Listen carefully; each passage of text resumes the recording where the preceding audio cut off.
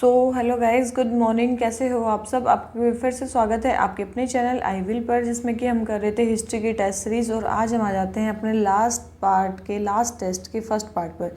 ठीक है, तो ये हमारा होने वाला है लेक्चर नंबर 9 हिस्ट्री की सीरीज़ का। और इसके बाद आएगी हमारी 10th, और उसके बाद हमारी जो हिस्ट्री की सीरीज़ है, मतलब जो प्रॉपर जिसमें सेक्शनल टेस्ट होते हैं, वो हमारी हिस्ट्री की सीरीज़ खत्म हो जाएगी। ठीक है, तो चलिए शुरू करते हैं आज के फर्स्ट क्वेश्चन से। अगर आपको वीडियो अच्छी लगती है तो लाइक करना और चैनल को सब्सक्राइब भी कर सकते हो। अगर इस वीडियो का आपको सबसे ज़्यादा फ़ायदा उठाना है तो आप इसको क्या कर सकते हो, सबसे पहले आप इसके जितने भी क्वेश्चंस मैं कराती हूँ 50 क्वेश्चंस, उनके जो मार्क्स है वो आप खुद लगा सकते हो। उसके बाद आप इस वीडियो को देख सकते हो। इससे क्या होगा कि आपको इस वीडियो का जो एक्सप्लेनेशन है वो पढ़ने की ज़रूरत नहीं पड़ेगी, आप यहाँ से देख सकते हो। आपका काफ़ी ज़्यादा टाइम इसमें सेव हो जाएगा। ठीक है, तो चलिए शुरू करते हैं आज के फर्स्ट क्वेश्चन से।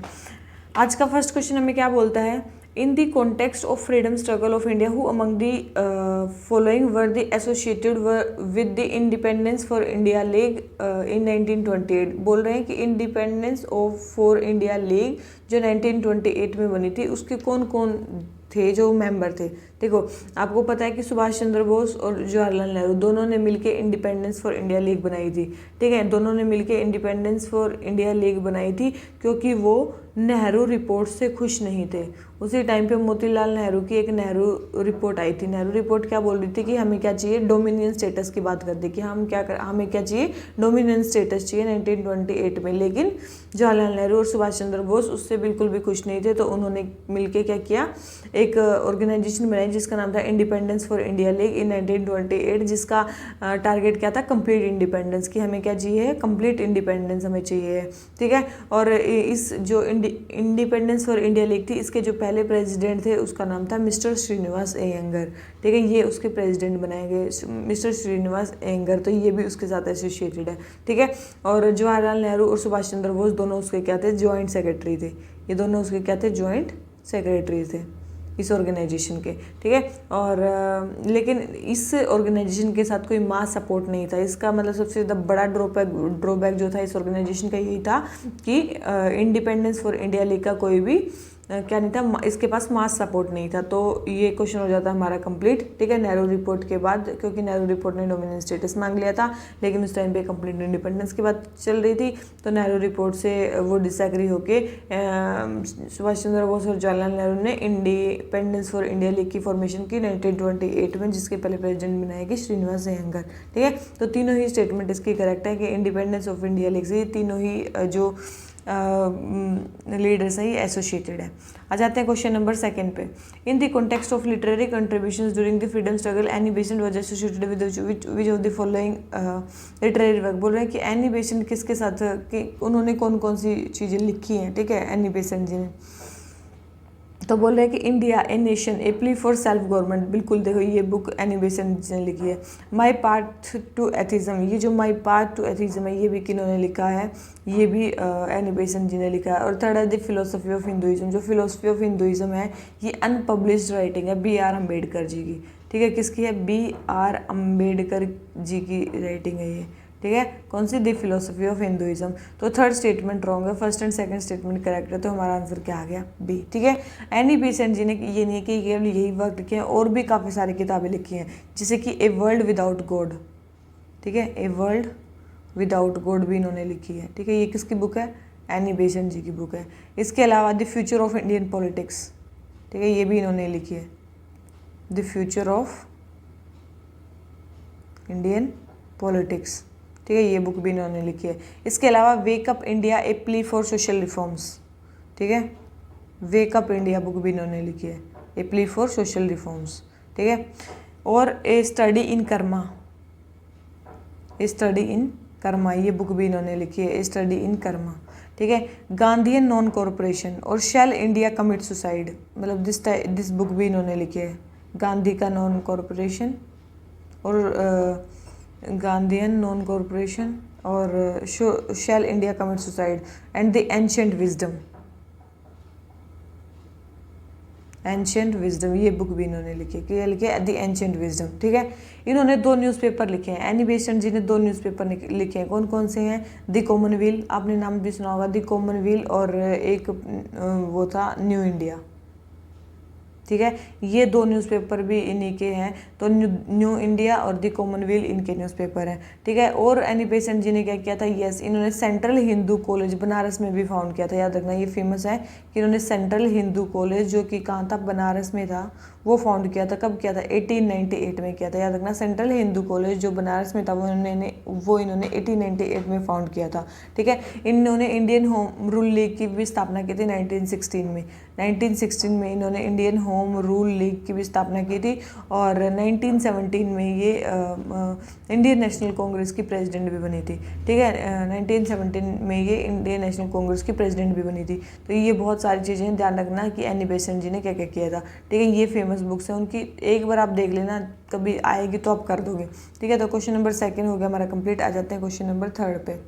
विद रेफरेंस टू सोल्ट सत्याग्रह बोल रहे हैं कि दरसाना सोल्ट ट्रेड में कौन कौन एसोसिएटेड था। तो आपको एक चीज़ पता होनी चाहिए, मैंने बिल्कुल बता रखा है कि सोल्ट सत्याग्रह में कहाँ कहाँ पे नियम तोड़े गए थे, सारा मैंने आपको बताया है। तो वहाँ पे कौन था, देखो तो दरसाना में कौन था, सरोजनी नायडू जी थी और इमाम साहिब थे, ठीक है। अंबिका कांत सिन्हा जो थी ये कहाँ पे थी, ये पटना बिहार में इन्होंने सोल्ट लॉ तोड़ा था, ठीक है। अंबिका कांत सिन्हा ने पटना में तोड़ा था और सरोजनी नायडू और इमाम साहब ने दरसाना में तोड़ा था। तो फर्स्ट एंड सेकंड स्टेटमेंट इसके हमारी क्या है, करेक्ट है। आ जाते हैं क्वेश्चन नंबर 4 पे। मोंटफोर्ट रिफॉर्म्स की बात चल रही है, बोल रही है कि with reference to provincial government under Montford reform consider. Montford reforms क्या है, जो मोंटेग्यू चेम्सफोर्ड रिफॉर्म्स हैं जो 1919 में है, उसी को बोला गया मोंटफोर्ट रिफॉर्म्स। बोले कि the governor was the executive head of the provinces. बोले कि प्रोविंसेस का जो एग्जीक्यूटिव हेड होगा वो गवर्नर होगा, ये उसमें बोला गया था, बिल्कुल बोला गया था।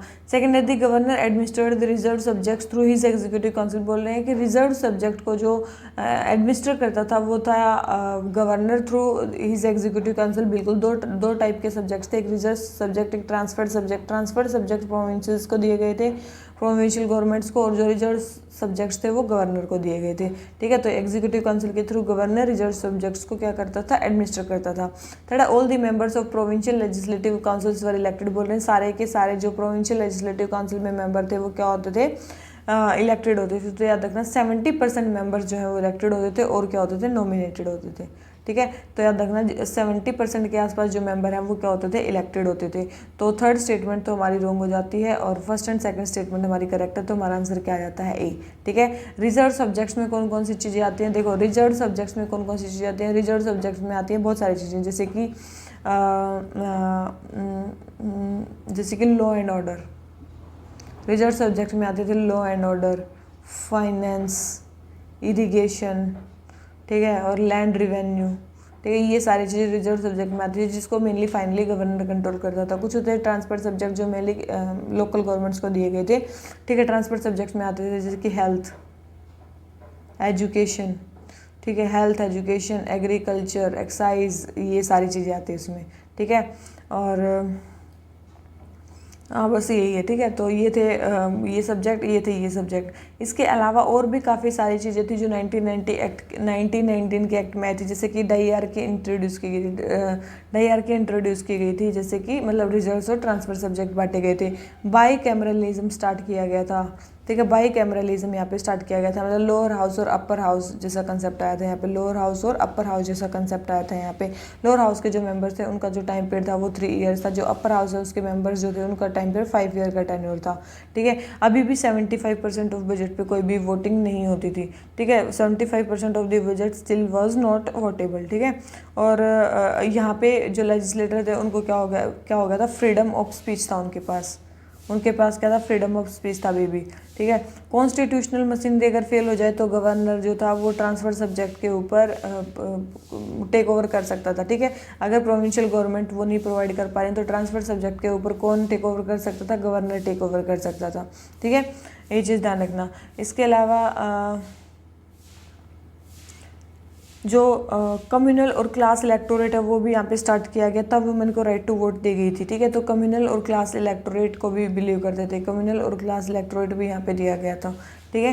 तो यही सारी चीज़ें थी जो मेनली 1919 के एक्ट में हुई थी, ठीक ठीक है। तो ये क्वेश्चन हो जाता है हमारा कंप्लीट। क्वेश्चन नंबर 4 मोड 4 रिफॉर्म्स। आ जाते हैं क्वेश्चन नंबर 5 पे। हमें बताना है मुक्ति सेना के बारे में। मुक्ति सेना या फिर फ्रीडम आर्मी जो थी उसके बारे में बोल रहे हैं कि it consisted of prisoners of Wars of Indian origin captured by Germany and Italy. Germany और इटली ने जो प्रिजनर ऑफ वॉर ले रखे थे उस वो थे बिल्कुल मुक्ति सेना में सारे वही थे जिनको मुक्त करवाया गया था। सेकंड है Netaji Subhash Chandra Bose refuse to head the freedom army and rather join the Indian National Army in Singapore. तो याद रखना जो हिटलर की हेल्प से सुभाष चंद्र बोस ने ही मुक्ति सेना बनाई थी, तो सुभाष चंद्र बोस को हेड क्यों नहीं करेंगे, ठीक है। तो उन्होंने ही मतलब मुक्ति सेना बनाई थी। तो किसकी हेल्प से? हिटलर की हेल्प से। हिटलर की हेल्प से ही जो सुभाष चंद्र बोस जी हैं उन्होंने क्या बनाई थी? मुक्ति सेना बनाई थी। इन्होंने क्या बनाई थी? मुक्ति सेना बनाई थी। या फिर इसको बोलते हैं फ्री इंडिया लेजियन भी बोलते हैं इसको क्या बोलते हैं? फ्री इंडिया लेजियन, ठीक है। फ्री इंडिया लेजियन भी बोलते हैं इसको, जिसमें सारे प्रिजनर्स ऑफ वार थे जो इंडियन ओरिजिन के थे, जो जर्मनी और इटली ने पकड़ रखे थे। जर्मनी से ही जो सुभाष चंद्र बोस उन्होंने एक स्लोगन दिया था जिसका नाम था जय हिंद, ठीक है। जर्मनी से ही जय हिंद का स्लोगन जो था वो सुभाष चंद्र बोस ने दिया था, याद रखना, सुभाष चंद्र बोस ने दिया था, ठीक है। और जर्मनी से ही 1942 में सुभाष चंद्र बोस ने एक बर्लिन रेडियो की स्टार्ट की थी। क्या थी? स्टार्टिंग की थी बर्लिन रेडियो, ठीक है। बर्लिन रेडियो की स्टार्टिंग की थी। ये मेनली इसी को आज़ाद हिंद रेडियो भी बोला जाता था, इसी को भी आज़ाद हिंद रेडियो भी बोला जाता था। ये मेनली क्या था कि इंडियंस में एक्सेस पावर के लिए लड़ने को इनक्रेज किया जा रहा था कि आप एलाइड पावर की तरफ से नहीं एक्सेस पावर की तरफ से लड़ो, ठीक है। बाद में मतलब जब सुभाष चंद्र बोस जर्मनी से चले गए तो इसका कंट्रोल किसने ले लिया? 1942 के बाद इसका जो मैनेजमेंट था वो किया गया ACN नंबियार ने। किसने किया? ACN नंबियार ने इसका मेनली मैनेजमेंट किया जब ये यहाँ से चले गए। कौन यहाँ से चले गए? जब सुभाष चंद्र बोस जर्मनी से चले गए, ठीक है। बाद में उन्होंने इंडियन नेशनल आर्मी को सिंगापुर में जाके ज्वाइन कर लिया, ठीक है। तो सेकंड स्टेटमेंट हमारी रॉन्ग हो गई, फर्स्ट स्टेटमेंट हमारी करेक्ट है। तो हमारा आंसर क्या आ गया? ए, ठीक है। समझ में आया कैसे ए आंसर आया हमारा मुक्ति सेना के बारे में। आ जाते हैं क्वेश्चन नंबर 6 पे। हमें बताना है कॉमनवेल्थ गेम्स के बारे में। 2022 में जो कॉमनवेल्थ गेम हुए थे उसके बारे में बताना है। सबसे पहले countries outside the Commonwealth are not invited to take part in this game. बोल रहे हैं कि कॉमनवेल्थ में वो कंट्री जो कॉमनवेल्थ से बाहर है वो इनवाइट नहीं की जाती है। बिल्कुल, ये बिल्कुल सही बात है कि वो इनवाइट नहीं की जाती है। सेकंड बोल रहे हैं कि 3x3 बास्केटबॉल, वुमेन T20 और पैरा टेबल टेनिस जो है ये अभी के बार इंक्लूड किए गए। बिल्कुल, ये भी अभी के बार इंक्लूड किए गए। दोनों ही स्टेटमेंट हमारी करेक्ट है, ठीक है। दोनों ही स्टेटमेंट हमारी करेक्ट है। आ जाते हैं नेक्स्ट क्वेश्चन पे। हमें बताना है लेफ्ट मूवमेंट्स के बारे में। कौन कौन से लेफ्ट मूवमेंट्स हैं, ठीक है। तो सबसे पहले progressive writers association. Progressive writers association जो थी वो कब बनी थी? 1936 में बनी थी, ठीक है। प्रोग्रेसिव राइटर्स एसोसिएशन 1936 में बनी थी और बिल्कुल ये लेफ्ट ऑर्गेनाइजेशन थी। सेकंड है इंडिया पीपल थिएटर एसोसिएशन। जो इंडियन पीपल थिएटर एसोसिएशन थी ये बनी थी 1943 में और ये भी एक लेफ्ट ऑर्गेनाइजेशन थी। और थर्ड है इंडियन एसोसिएशन। जो इंडियन एसोसिएशन थी ये तो आपको पता है 1876 में बनी थी। सुरेंद्र नाथ बनर्जी और आनंद मोहन बोस जी ने बनाई थी, ठीक है। सुरेंद्र नाथ बनर्जी और आनंद मोहन बोस ने बनाई थी। इसका ऑब्जेक्टिव था कि जो भी पॉलिटिकल इंटेलेक्चुअल है और जो मटेरियल है पीपल के एडवांसमेंट के लिए वो सारा का सारा लेजिटिमेट मीन्स के थ्रू प्रमोट होना चाहिए, ठीक है। ये इनका मेन ऑब्जेक्टिव था।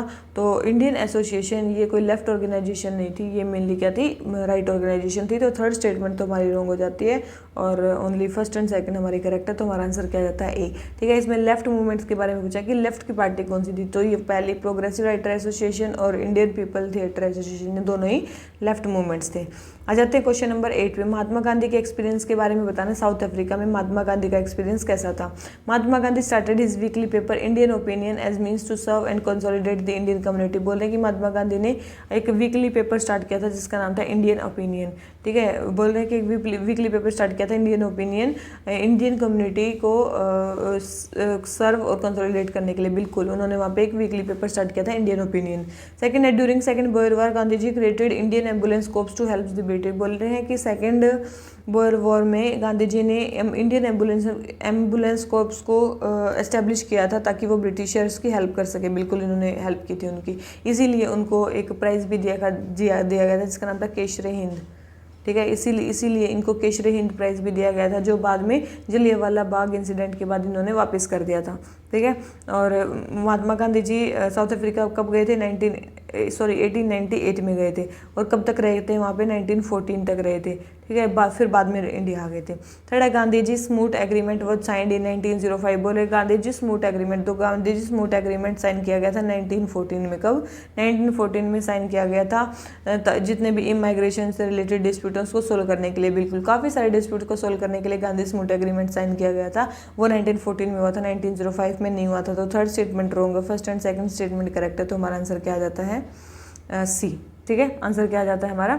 सी। अब आ जाते हैं क्वेश्चन नंबर 9 पे। हमें बताना है United India house in Seattle के बारे में। United India house in Seattle के बारे में कि किसने सेटअप किया था? United India house in Seattle किसने सेटअप किया था? तो ये किसने किया था? ये किया था तारकनाथ दास और जीडी कुमार ने। किसने? तारकनाथ दास और जीडी कुमार ने। तारकनाथ जो दास थे उन्होंने एक पेपर भी स्टार्ट किया था जिसका नाम था फ्री हिंदुस्तान, ठीक है। याद रखना है, इन्होंने एक पेपर भी स्टार्ट किया था जिसका नाम था फ्री हिंदुस्तान। और ये कहाँ पे किया था? वैनकूवर में किया था। कहाँ पे किया था? वैनकूवर में स्टार्ट किया था इन्होंने। जीडी कुमार भी काफ़ी ज़्यादा फेमस है क्योंकि इन्होंने एक ऑर्गेनाइजेशन बनाई थी वैनकूवर में जिसका नाम था स्वदेश सेवक होम। जिसका नाम क्या था? स्वदेश सेवक होम, ठीक है। स्वदेश सेवक होम ये भी इन्होंने कहाँ पे बनाई थी? वैनकूवर में ही बनाई थी, ठीक है। ये ऑर्गेनाइजेशन भी इन्होंने वैनकूवर में बनाई थी। और जो ये क्या था ना, ये बता दिया हमने, यूनाइटेड इंडिया हाउस सिएटल में बनाई गई थी यूएस में, जहाँ पे हर सैटरडे को ये लेक्चर लेते थे लगभग 25 इंडियन लेबर्स का, ताकि उनको उनके राइट्स के बारे में बताया जा सके, ठीक है। याद रखना है इसको। और जो सोहन सिंह भागना का नाम सुना होगा, सोहन सिंह जो भागना थे ये और लाला हरदयाल ये मेनली किसके मेंबर थे? गदर पार्टी के मेंबर थे, जो मेनली कनाडा में बनाई गई थी ना वहाँ पे। तो गदर पार्टी के मेंबर थे सोहन सिंह भागना और लाला हरदयाल, ठीक है। भाई परमानंद ये भी इसके लाला हरदयाल के क्लोज एसोसिएट थे। और लाहौर कॉन्स्पिरेसी केस में इनको भी पकड़ लिया गया था। लाहौर कॉन्स्पिरेसी केस में इनको भी पकड़ लिया गया था। तो यही है। तो mainly United India house Seattle में किसने फाउंड किया था? तारकनाथ दास और जीडी कुमार ने। आ जाते हैं क्वेश्चन नंबर 10 पे। हमें बताना है शिमला कॉन्फ्रेंस के बारे में जो 1945 में हुई थी, ठीक है। एक हुई थी शिमला मीटिंग और एक होती शिमला कॉन्फ्रेंस। देखो, एक पता नहीं शिमला मीटिंग थी, क्या बोलते हैं उसको, 1905 में जब बहुत सारे मुस्लिम लीडर्स अपनी बात मनवाने के लिए कि एक मुस्लिम लीग होनी चाहिए, अपनी बात मनवाने के लिए गए थे वायसरॉय के पास 1906 में। तो वो भी शिमला कॉन्फ्रेंस है या मीटिंग है, उस नाम से जाना जाता है, ठीक है। ये है शिमला कॉन्फ्रेंस जो 1945 में हुई थी। ये किस लिए हुई थी? बोल रहे हैं कि ये बहुत महात्मा गांधी और मोहम्मद अली जिन्ना दोनों ने इसको ज्वाइन किया था। तो ये स्टेटमेंट बिल्कुल सही है। महात्मा गांधी और मोहम्मद अली जिन्ना दोनों ने इसको ज्वाइन किया था और लगभग 21 पॉलिटिकल लीडर्स ने मेनली इसको ज्वाइन किया था, ठीक है। सेकेंड है Lord Wavell accepted that Muslim League is the sole representative of Muslims in India. तो याद रखना उस टाइम पे जो वो थे ना लॉर्ड वेवल, तो एक चीज़ ध्यान रखना, देखो उस टाइम पे लॉर्ड वेवल थे, लेकिन लॉर्ड वेवल ने जिन्ना के पॉइंट को बिल्कुल एग्री नहीं किया था। जिन्ना चाहते थे कि जो मुस्लिम्स हैं वो केवल और केवल मुस्लिम लीग पार्टी से ही आए, लेकिन वेवल ने इस पॉइंट पे एग्री नहीं किया था, ठीक है। तो ये मीटिंग एक टाइप का फेलियर रही थी। तो ये स्टेटमेंट रॉन्ग है कि उन्होंने एक्सेप्ट कर लिया था कि मुस्लिम लीग ही सोल रिप्रेजेंटेटिव है मुस्लिम की, उन्होंने ये चीज़ उनकी एक्सेप्ट नहीं की थी। तो सेकंड स्टेटमेंट रॉन्ग हो जाती है, फर्स्ट स्टेटमेंट करेक्ट है। तो हमारा आंसर क्या आ जाता है? ए, ठीक है। यही है मेन। और उस टाइम पे प्रेसिडेंट कौन थे कांग्रेस के? मौलाना अबुल कलाम आज़ाद, ठीक है। मौलाना अबुल कलाम आज़ाद जो थे वो इसके प्रेसिडेंट थे, ठीक है। और इसके अलावा बात करें, इसके बाद क्या जाता है फिर? ये मीटिंग जब अनसक्सेसफुल हो जाती है, शिमला कॉन्फ्रेंस अनसक्सेसफुल हो जाती है, तो फिर कौन सा प्लान आता है? एक वेवल प्लान आता है। कौन सा आता है? एक वेवल प्लान आता है, ठीक है। वेवल प्लान क्या है, क्यों आता है? क्योंकि एक तो वहाँ पे कंजर्वेटिव गवर्नमेंट चली थी, वहाँ पे इलेक्शन होने वाले थे, ठीक है। तो कंजर्वेटिव गवर्नमेंट को अपना सपोर्ट चाहिए था। दूसरी चीज़, एलाइज पावर चाहती थी कि इंडिया उनके साथ कोऑपरेट करे, ठीक है। तो इसीलिए भी यहाँ पे ये चाहते थे कि इंडियंस उनके साइड हो जाएं। और मतलब ब्रिटिशर्स को ही इसमें ज़्यादा फ़ायदा था कि यहाँ पे कम से कम मतलब उनको रेजिस्टेंस फेस करना पड़े, इसलिए वो वेवल प्लान्स को लेके आए थे, ठीक है।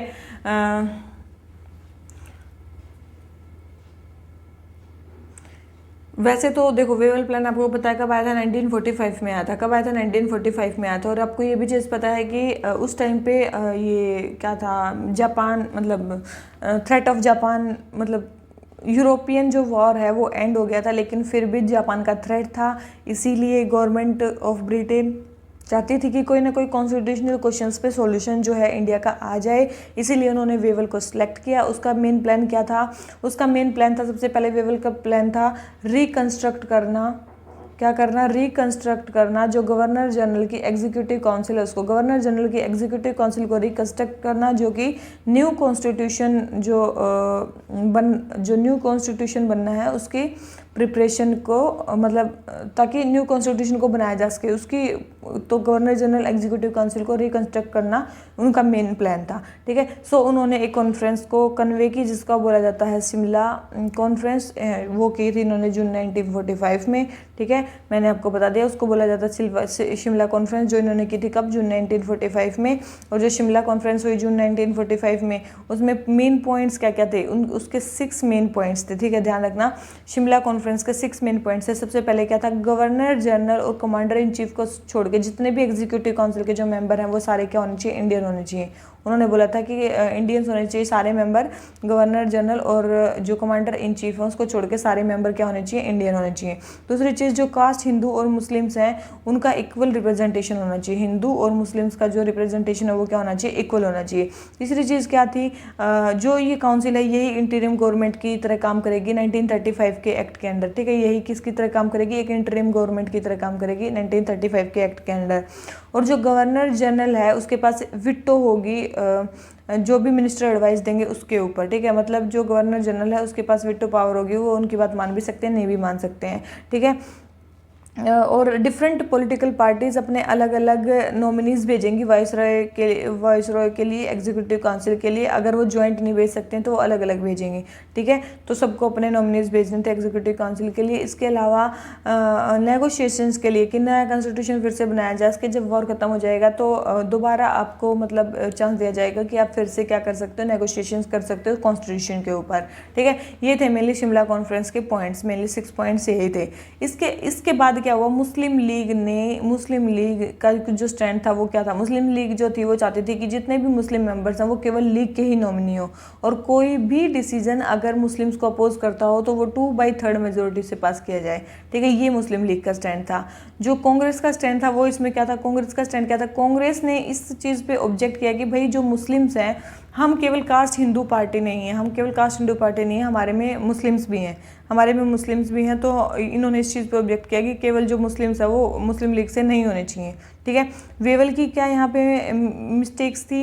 वेवल ने यहाँ पे अनाउंस कर दिया कि यहाँ पे ब्रेकडाउन ऑफ टॉक्स हो गया है, 10 मुस्लिम लीग को एक टाइप की वर्चुअल वीटो दे दी। ठीक है, इससे क्या हुआ? लीग की पोजीशन और ज़्यादा स्टैंडर्ड होगी। यहाँ पे क्या हुआ? यहाँ पे वेवल ने बोला कि हमारा ये जो टॉक्स हैं ये फेल हो गई हैं, तो इससे क्या हो गया? मुस्लिम लीग को एक टाइप की वर्चुअल वीटो मिल गई कि हाँ भाई, मतलब उन्होंने मान लिया हमें कि हम भी एक पार्टी हैं। ठीक है, तो ये टाइप का था जो शिमला कॉन्फ्रेंस हुई थी, शिमला कॉन्फ्रेंस 1945। ठीक है, तो ये समझ में आया आपको? तो ये थी question number 10।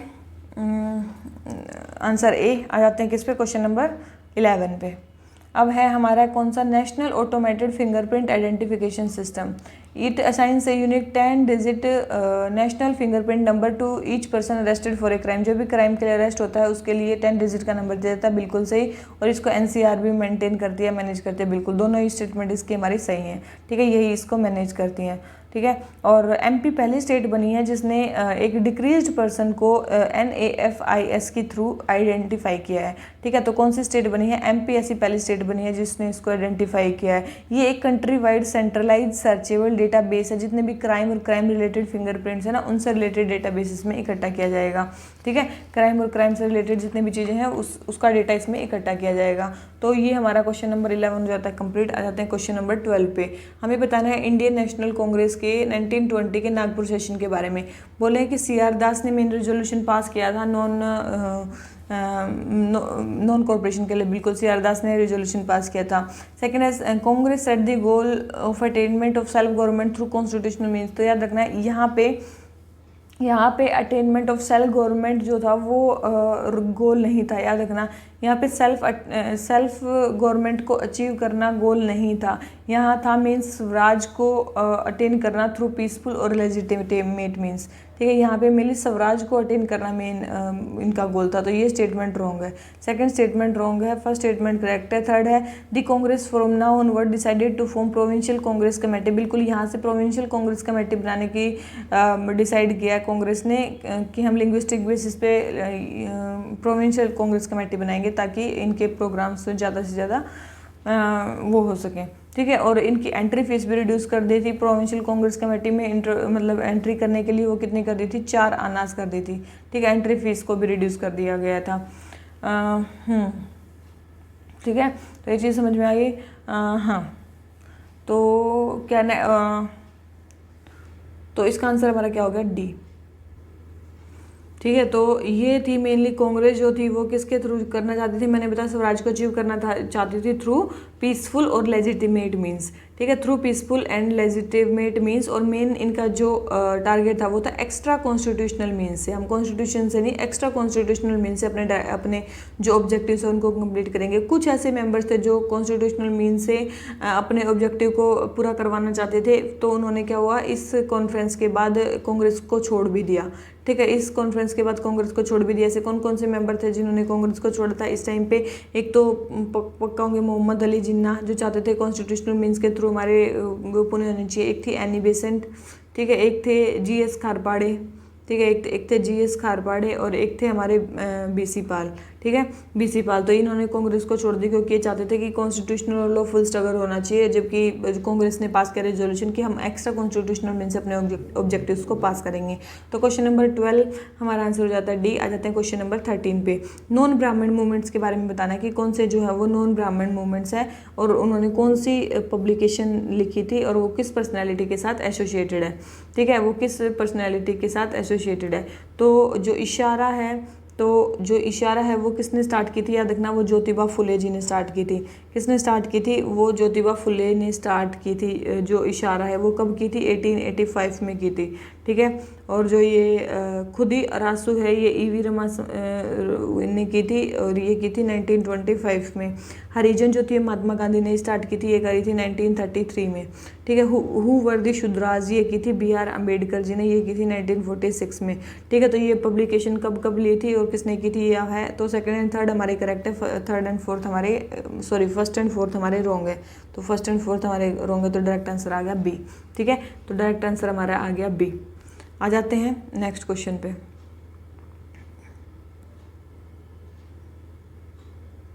Question number 14, India ceded to be dominion, किसके बारे में बात करनी है, चलो। India ceded to be dominion of Britain in 1947। तो याद रखना इंडिया डोमिनियन ऑफ ब्रिटेन रहा था कब तक, जब तक हमारा कॉन्स्टिट्यूशन लागू नहीं हुआ, मतलब 1950 तक।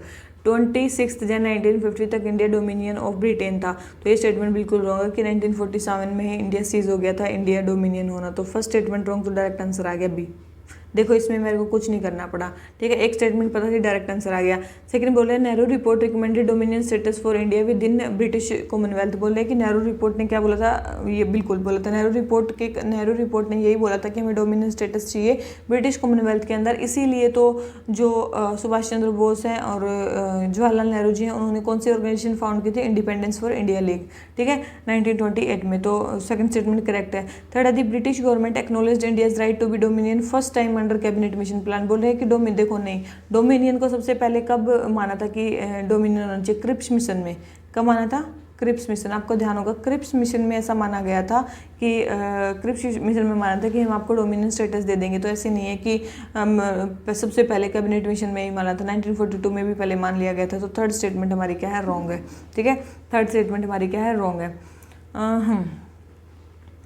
उसके बाद और क्या है, क्वेश्चन नंबर 15 पे आ जाते हैं। देखो एक चीज़ मैं इसमें और बता देती हूँ आपको, कौन से में, ये वाले क्वेश्चन में। देखो मैंने बताया ना इन सब लोगों ने तो कांग्रेस को छोड़ ही दिया था। एक और मेंबर थे जिन्होंने SN बनर्जी, ठीक है। एक और मेंबर थे एस.एन. बनर्जी। इन्होंने क्या किया था, इन्होंने एक ऑर्गेनाइजेशन फाउंड की थी जिसका नाम था इंडियन नेशनल लिबरल फेडरेशन, जिसका नाम क्या था, इंडियन नेशनल लिबरल फेडरेशन था इसका नाम। और इसने इसके बाद बहुत ही माइनर रोल प्ले किया था पॉलिटिक्स में एस.एन. बनर्जी ने, ठीक है। तो इन्होंने एक अलग ऑर्गेनाइजेशन बनाई और अपना अलग इसके थ्रू काम कर रहे थे। इंडियन नेशनल लिबरल फेडरेशन बनाई थी एस.एन. बनर्जी ने, बाद में इन्होंने अपना अलग काम करना शुरू कर दिया था, ठीक है। बस इन्होंने कांग्रेस छोड़ दी, इन्होंने अपने अलग ऑर्गेनाइजेशन बना ली थी, ठीक है। अब आ जाते हैं क्वेश्चन नंबर 15 पे।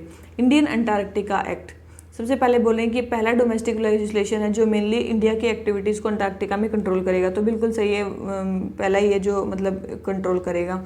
सेकंड है it lays out penal provisions for crimes in Antarctica by Indian and foreign citizens who are part of Indian expedition. बिल्कुल ये पीनल प्रोविजन देता है, हमारे कोर्ट्स को पावर देता है पीनल प्रोविजन देने की, जिससे कि जो भी या इंडियन या फॉरेन जो भी इंडियन एक्सपीडिशन के थ्रू जा रहे हैं अंटार्कटिका में वो कोई गलत काम ना करें। It prohibit Indian expedition to Antarctica without permit और written authorisation of another party to Antarctica. बिल्कुल ये बिना परमिट के वहाँ जाने की वो नहीं देता।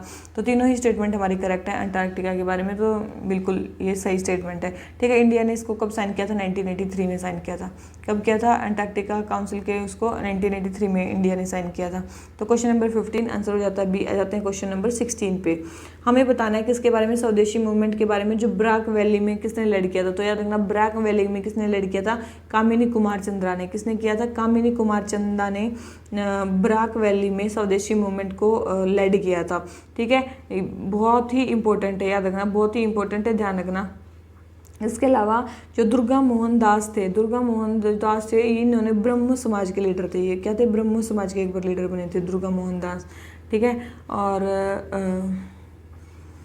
जो चंदा थी ये और कहाँ के प्रेसिडेंट थे, याद रखना, ये याद रखना, ये चाचर स्वदेश सभा जो थी ना, चाचर स्वदेश सभा, उसके भी प्रेसिडेंट थे, स्वदेश सभा के भी प्रेसिडेंट थे, जो कि 1905 में बनी थी, ठीक है। और जो अबिंतो दत्ता थे वो उसके क्या थे, सेक्रेटरी थे। तो ध्यान रखना यही था, कामिनी कुमार चंदा, ये स्वदेशी मूवमेंट जो ब्राक वैली में चला था उसके मेन थे, जिन्होंने लीड किया था इसको, कामिनी कुमार चंदा ने। क्वेश्चन नंबर 16 आंसर हो गया ए। आ जाते हैं क्वेश्चन नंबर 17 पे। हमें बताना है राजा मुंजे पैक्ट के बारे में, राजा मुंजे पैक्ट के बारे में बताना है। राजा मुंजे पैक्ट कब हुआ था, याद रखना, राजा मुंजे पैक्ट देखो 2 पैक्ट हुए थे 1932 में। 1932 में 2 पैक्ट हुए थे, मतलब जो कास्ट बड़ी कास्ट हिंदूज के लिए और जो माइनर जो अनटचेबिलिटी जो वाली कास्ट है, लोअर कास्ट, उनके बीच में 2 टाइप के पैक्ट हुए थे। एक होता है पूना पैक्ट, एक तो नाम सबसे फेमस है पूना पैक्ट जो गांधी जी और B.R. अम्बेडकर जी के बीच में हुआ था, और दूसरा पैक्ट हुआ था राजा मुंजे पैक्ट। राजा मुंजे पैक्ट जो ये राजा थे, ये थे president of all India depressed classes association, all India depressed classes association के ये मेनली प्रेसिडेंट थे। और मुंजे जो थे ये क्या थे, ये हिंदू महासभा के प्रेसिडेंट थे उस टाइम पे, ठीक है। इन दोनों के बीच में पैक्ट हुआ था। तो ये किसके ऊपर था, ये किसके ऊपर पैक्ट था, तो ये पैक्ट था joint electorate reserved seats untouchables के लिए होना चाहिए, उसके बेसिस पे था, ठीक है। समझ में आया। 2 पैक्ट हुए थे जो कास्ट हिंदूज और डिप्रेस्ड क्लासेस के बीच में साइन किए गए थे, वो मैंने बता दिया कौन कौन से थे। आ जाते हैं क्वेश्चन नंबर 18 पे। बोल रहे हैं कि किस टाइप की बैटरीज बैटरी वेस्ट मैनेजमेंट में कवर है। तो ई portable, automotive and industrial battery, ये सारी ही इसमें वो है इंक्लूडेड है, ठीक है। तो ये आंसर हो गया इसका डी, ठीक है, ध्यान रखना है इसको। आ जाते हैं क्वेश्चन नंबर 19 में। सिविल डिसोबीडियंस मूवमेंट में द फेमस इंसिडेंट्स जहाँ पे गढ़वाल के जो सोल्जर्स हैं उन्होंने ओपन फायर करने से मना कर दिया, ये चीज़ कहाँ पे हुई थी, ठीक है। गढ़वाल के रेजिमेंट ने अनआर्म्ड जो क्राउड है उस पर ओपन फायर करने से मना कर दिया था सिविल डिसोबीडियंस मूवमेंट में। ये काम हुआ था, ये हुआ था पेशावर में, ठीक है। पेशावर में ही खान अब्दुल गफ्फार खान ने रेड शर्ट मूवमेंट भी चलाया था, जिनको कहते हैं खुदाई खिदमतदार, जिनको बोलते थे खुदाई खिदमतदार। ये मेनली नॉन वायलेंस के बेस पे इंडिया को क्या कराना चाहते थे, इंडिया को फ्रीडम दिलाना चाहते थे, ठीक है। नॉन वायलेंस के बेस पे इंडिया को फ्रीडम दिलाना चाहते थे खुदाई खिदमतगार, इनको रेड शर्ट मूवमेंट भी बोला जाता है, रेड शर्ट मूवमेंट भी बोला जाता है। और ये किसने किया था, खान अब्दुल गफ्फार खान ने ये ऑर्गेनाइजेशन स्टार्ट की थी। और इनको फ्रंटियर गांधी के नाम से भी जाना जाता है। किस नाम से जाना जाता है इनको, फ्रंटियर गांधी के नाम से भी इनको जाना जाता है, ठीक है। तो यही सारी चीज़ें हैं इसके बारे में। क्वेश्चन नंबर 19 आंसर हो गया ए। आ जाते हैं क्वेश्चन नंबर 20 पे। मिनरल सिक्योरिटी पार्टनरशिप के बारे में बताना है। तो इसमें फर्स्ट है it is UN led partnership initiative that aims to bolster critical mineral supply chain. बोल रहे हैं कि ये एक यूएन लेड पार्टनरशिप है। तो याद रखना ये एक यूएन लेड नहीं, एक यूएस लेड पार्टनरशिप है, यूएस से लेड पार्टनरशिप है ये एक, जिसमें mainly critical mineral supply chain को क्या किया जा रहा है, मतलब वो किया जाता है, प्रमोट किया जा रहा है। तो ये स्टेटमेंट क्या है, बिल्कुल गलत है, ठीक है। ये यूएन लेड नहीं है, ये यूएस लेड पार्टनरशिप है, ठीक है। सेकंड है India is one of the founding member, India इसका एक one of the founding member है, बिल्कुल भी नहीं। यूएस लेड है, इंडिया इसका फाउंडिंग मेंबर बिल्कुल भी नहीं है। तो फर्स्ट और सेकंड दोनों स्टेटमेंट इनकरेक्ट है, तो आंसर क्या आ गया, डी, ठीक है। यूएस लेड पार्टनरशिप है और मेनली इसमें और किस पे ध्यान दिया जा रहा है, इन्वेस्टमेंट्स को कैटलाइज करने के लिए, मतलब मेनली जो गवर्नमेंट और प्राइवेट सेक्टर से जो इन्वेस्टमेंट आएंगी उसको भी करने के लिए, ताकि स्ट्रेटेजिक अपॉर्चुनिटी को डेवलप किया जा सके। इंडिया इसका फाउंडिंग मेंबर नहीं है, फाउंडिंग मेंबर बहुत सारे हैं, जैसे कि Australia, Canada, France, Germany, Japan, south Korea और स्वीडन, यूके, यूरोपियन कमीशन, ये सारे इसके फाउंडिंग मेंबर हैं, लेकिन इंडिया इसका पार्ट नहीं है। ये एक global China plus one strategy का एक पार्ट दिख रहा है, जिसमें मेनली चाइना से बाहर या फिर चाइना से डाइवर्सिफाई करने पे मेनली ध्यान दिया जा रहा है, बिजनेस को चाइना से बाहर सेटअप किया जाए या फिर वहाँ से डाइवर्सिफाई किया जा सके। इंडिया ने भी इसमें ज्वाइन करने का इंटरेस्ट दिखाया, लेकिन इंडिया इसका फाउंडिंग मेंबर नहीं है। तो क्वेश्चन नंबर 20 हमारा आंसर हो जाता है डी। आ जाते हैं क्वेश्चन नंबर 21 पे।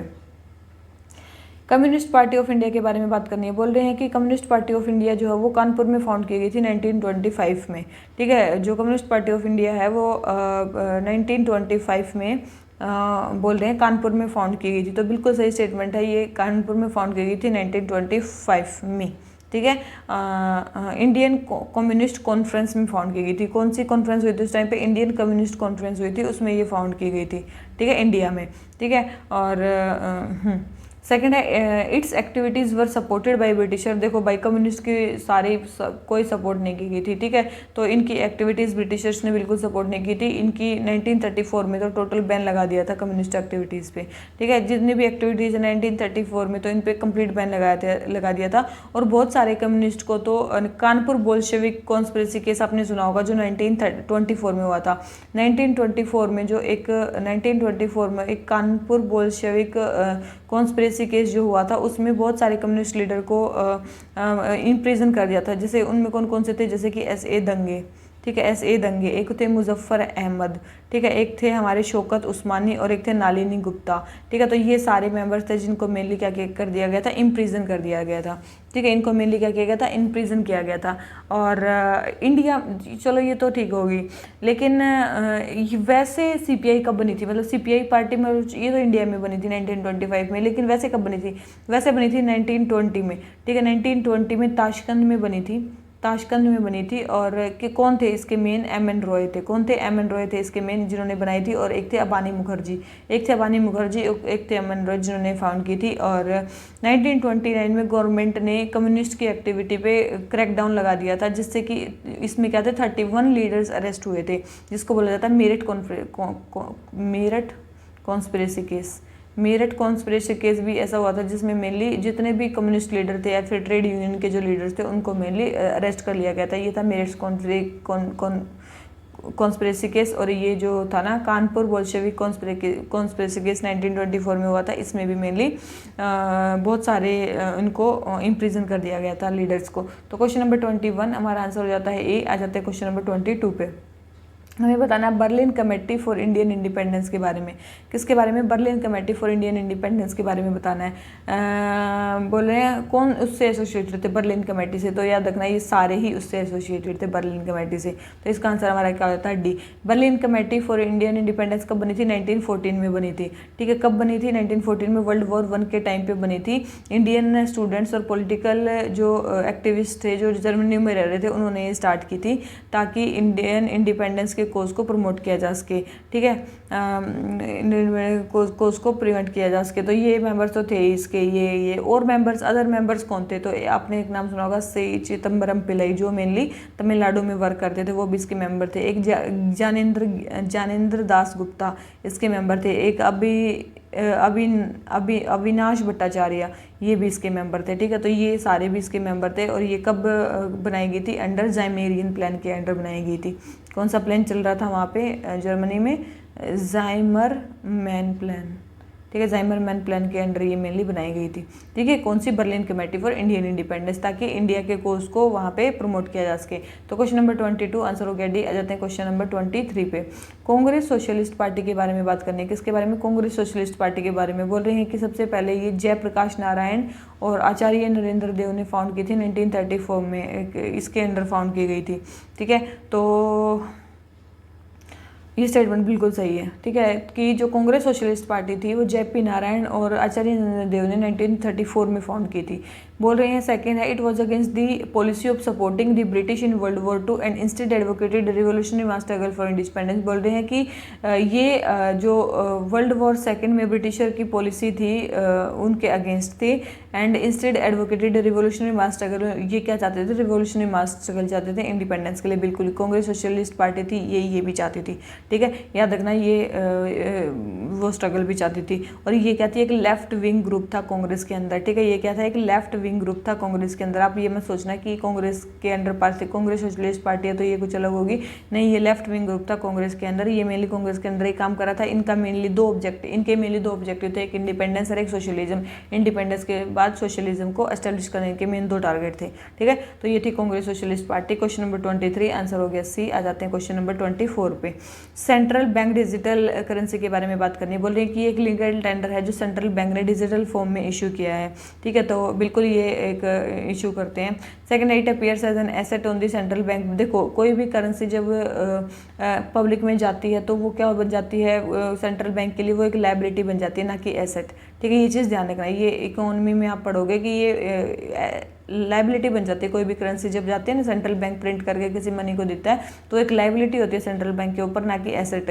तो सेकंड स्टेटमेंट रॉन्ग हो जाती है, फर्स्ट स्टेटमेंट करेक्ट हो जाती है। तो आंसर क्या हो गया? ए। और इसको ना सेंट्रल बैंक डिजिटल करेंसी को आप मीन्स के पॉइंट ऑफ व्यू से इसके पॉइंट तैयार कर लेना कि इसके क्या पॉजिटिव्स हैं, ठीक है, क्या नेगेटिव्स हैं, और अपना एक फिर जो अपने आपके हिसाब से जो आपको अच्छा लगे वो एक कंक्लूजन इसका तैयार कर लेना। क्वेश्चन नंबर 25 हमें बताना है कराची सेशन के बारे में जो 1931 में हुआ था। ठीक है, बोल रहे हैं कि कराची सेशन में सरदार वल्लभ भाई Patel was the president of the session. ये प्रेसिडेंट थे, बिल्कुल सरदार वल्लभ भाई पटेल जो थे प्रेसिडेंट थे। जो रिजोल्यूशन था फंडामेंटल राइट्स का वो यहाँ पे पास हुआ था, वो ड्राफ्ट किया था महात्मा गांधी जी ने। तो याद रखना, ये जो फंडामेंटल राइट्स का रिजोल्यूशन यहाँ पे पास हुआ था ये महात्मा गांधी जी ने ड्राफ्ट नहीं किया था, ये किया था जवाहरलाल नेहरू जी ने ड्राफ्ट। किसने? जवाहरलाल नेहरू जी ने ड्राफ्ट किया था। तो सेकंड स्टेटमेंट रॉन्ग होगी, सेकंड स्टेटमेंट रॉन्ग होगी। थर्ड है, Gandhi Irwin pact was endorsed in this session. ये भी बिल्कुल सही है कि यहाँ पे गांधी इरविन पैक्ट का जो को इंडोर्स किया गया था इस सेशन में, ये कहा गया था कि बिल्कुल ठीक है, हम इसको मानते हैं। ठीक है, तो first and third statement correct है हमारी, ये स्टेटमेंट रॉन्ग है। यहाँ पे एक न्यू इकोनॉमिक प्रोग्राम, देखो फंडामेंटल राइट्स का तो यहाँ पे पास हुआ था, साथ में न्यू इकोनॉमिक प्रोग्राम का भी रिजोल्यूशन जो है यहाँ पे इंडोर्स किया गया था। ठीक है, और गांधी इरविन पैक्ट का दूसरा नाम क्या है? गांधी इरविन पैक्ट का दूसरा नाम है दिल्ली पैक्ट। ठीक है, याद रखना, इसको दिल्ली पैक्ट भी बोला जाता है। गांधी इरविन पैक्ट का दूसरा नाम है दिल्ली पैक्ट। यहाँ पे गोल ऑफ पूर्ण स्वराज भी वो हुआ था, रिटेरेट हुआ था। ठीक है, गोल ऑफ पूर्ण स्वराज का जो गोल है वो भी यहाँ पे रिटेरेट हुआ था। ठीक है, और इसी के मतलब यही कॉन्फ्रेंस होने से 6 दिन पहले जो है भगत सिंह, राजगुरु, सुखदेव को भी एग्जीक्यूट किया गया था। ठीक है, भगत सिंह, राजगुरु, सुखदेव को भी एग्जीक्यूट किया गया था। और जब ये कराची में सेशन हुआ तो वहाँ पे काले झंडे दिखाए गए थे। जो ये नौजवान भारत सभा है ना, जो भी थी, उन्होंने गांधी जी को काले झंडे दिखाए थे जब वो वहाँ पे कराची सेशन को अटेंड करने गए थे। ठीक है, कि उन्होंने क्यों नहीं बचाया मतलब भगत सिंह, राजगुरु, सुखदेव को। ठीक है, इसमें अब देखो एक चीज़ और काफ़ी ज़्यादा इंपॉर्टेंट है, इनमें बोला कि फंडामेंटल राइट्स। देखो इसमें कौन कौन से फंडामेंटल राइट्स हैं जिसको मेनली इंपॉर्टेंस दी गई थी, किस किस फंडामेंटल राइट के बारे में बात की गई थी। देखो एक तो था freedom of speech and freedom of press. ठीक है, फ्रीडम ऑफ स्पीच एंड, मैं बोल रही हूँ, अच्छे से ध्यान रख लेना, फ्रीडम ऑफ स्पीच और फ्रीडम ऑफ प्रेस थी फंडामेंटल राइट्स में। और क्या था? राइट टू फॉर्म एसोसिएशन, कि हम एसोसिएशन बना सकें। Right to assemble, right to association, right to assemble, universal adult franchise होनी चाहिए, फंडामेंटल राइट होना चाहिए, इक्वल लीगल राइट्स होने चाहिए सबके लिए, इक्वल लीगल राइट्स होने चाहिए सबके लिए, मतलब चाहे वो कास्ट, क्रीड, सेक्स, उसका कुछ भी हो उसके हिसाब से। ठीक है, और रिलीजियस मैटर्स में स्टेट की न्यूट्रलिटी होनी चाहिए। ठीक है, रिलीजियस मैटर्स में जो स्टेट की क्या होनी चाहिए? न्यूट्रलिटी होनी चाहिए। इसके अलावा free and compulsory primary education होनी चाहिए। क्या है? फ्री और कंपलसरी प्राइमरी एजुकेशन होनी चाहिए, और जो कल्चर लैंग्वेज स्क्रिप्ट है माइनॉरिटी और लिंग्विस्टिक ग्रुप की, वो प्रोटेक्शन होनी चाहिए। ये सारे फंडामेंटल राइट्स इंक्लूड किए गए थे किसमें, मेनली जो रिजोल्यूशन लाया गया था। अब ये तो न्यू इकोनॉमिक प्रोग्राम के लिए भी रिजोल्यूशन लाया गया था, तो इसमें क्या बोला गया था, इसमें भी काफ़ी सारी चीज़ें बोली गई थी, मेरी 4-5 चीज़ें बोली गई थी। एक तो कि रेंट और रिवेन्यू, रेंट को रिड्यूस कर दिया जाए, जो भी मतलब टैक्स वैक्स लेते हो उसको रिड्यूस कर दिया गया लैंड होल्डर्स और पेजेंट से, ठीक है। एक एग्रीकल्चर जो इनडेटनेस है, मतलब जो एग्रीकल्चर में इतना ज़्यादा इनडेटनेस है, मतलब उसको भी कम किया जाए, उससे रिलीफ दिया जाए, ठीक है। और वर्कर्स और पीजेंट्स को यूनियन बनाने के लिए राइट्स दिए जाएँ, ठीक है, उनको यूनियन बनाने के लिए राइट दिए जाएँ। स्टेट ओनरशिप और कंट्रोल जो है कि इंडस्ट्री, माइंस और ट्रांसपोर्ट में होना चाहिए, स्टेट का ओनरशिप होना चाहिए मेनली इंडस्ट्री में, उसको प्राइवेट को मत दो, उस पर आपका स्टेट कंट्रोल होना चाहिए, जो मेनली इंपॉर्टेंट इंडस्ट्री है जैसे कि माइंस, ट्रांसपोर्ट की इंडस्ट्रीज उसमें, ठीक है। और इसके अलावा जो अन्य इकोनॉमिक होल्डिंग्स हैं उन पे एग्जम्पशन दिया जाए रेंट से, ठीक है। और यहीं पे मतलब 1931 के जो कराची सेशन है, यहीं पे सबसे पहले कांग्रेस ने बताया था कि स्वराज का मीनिंग मासिस के लिए क्या है।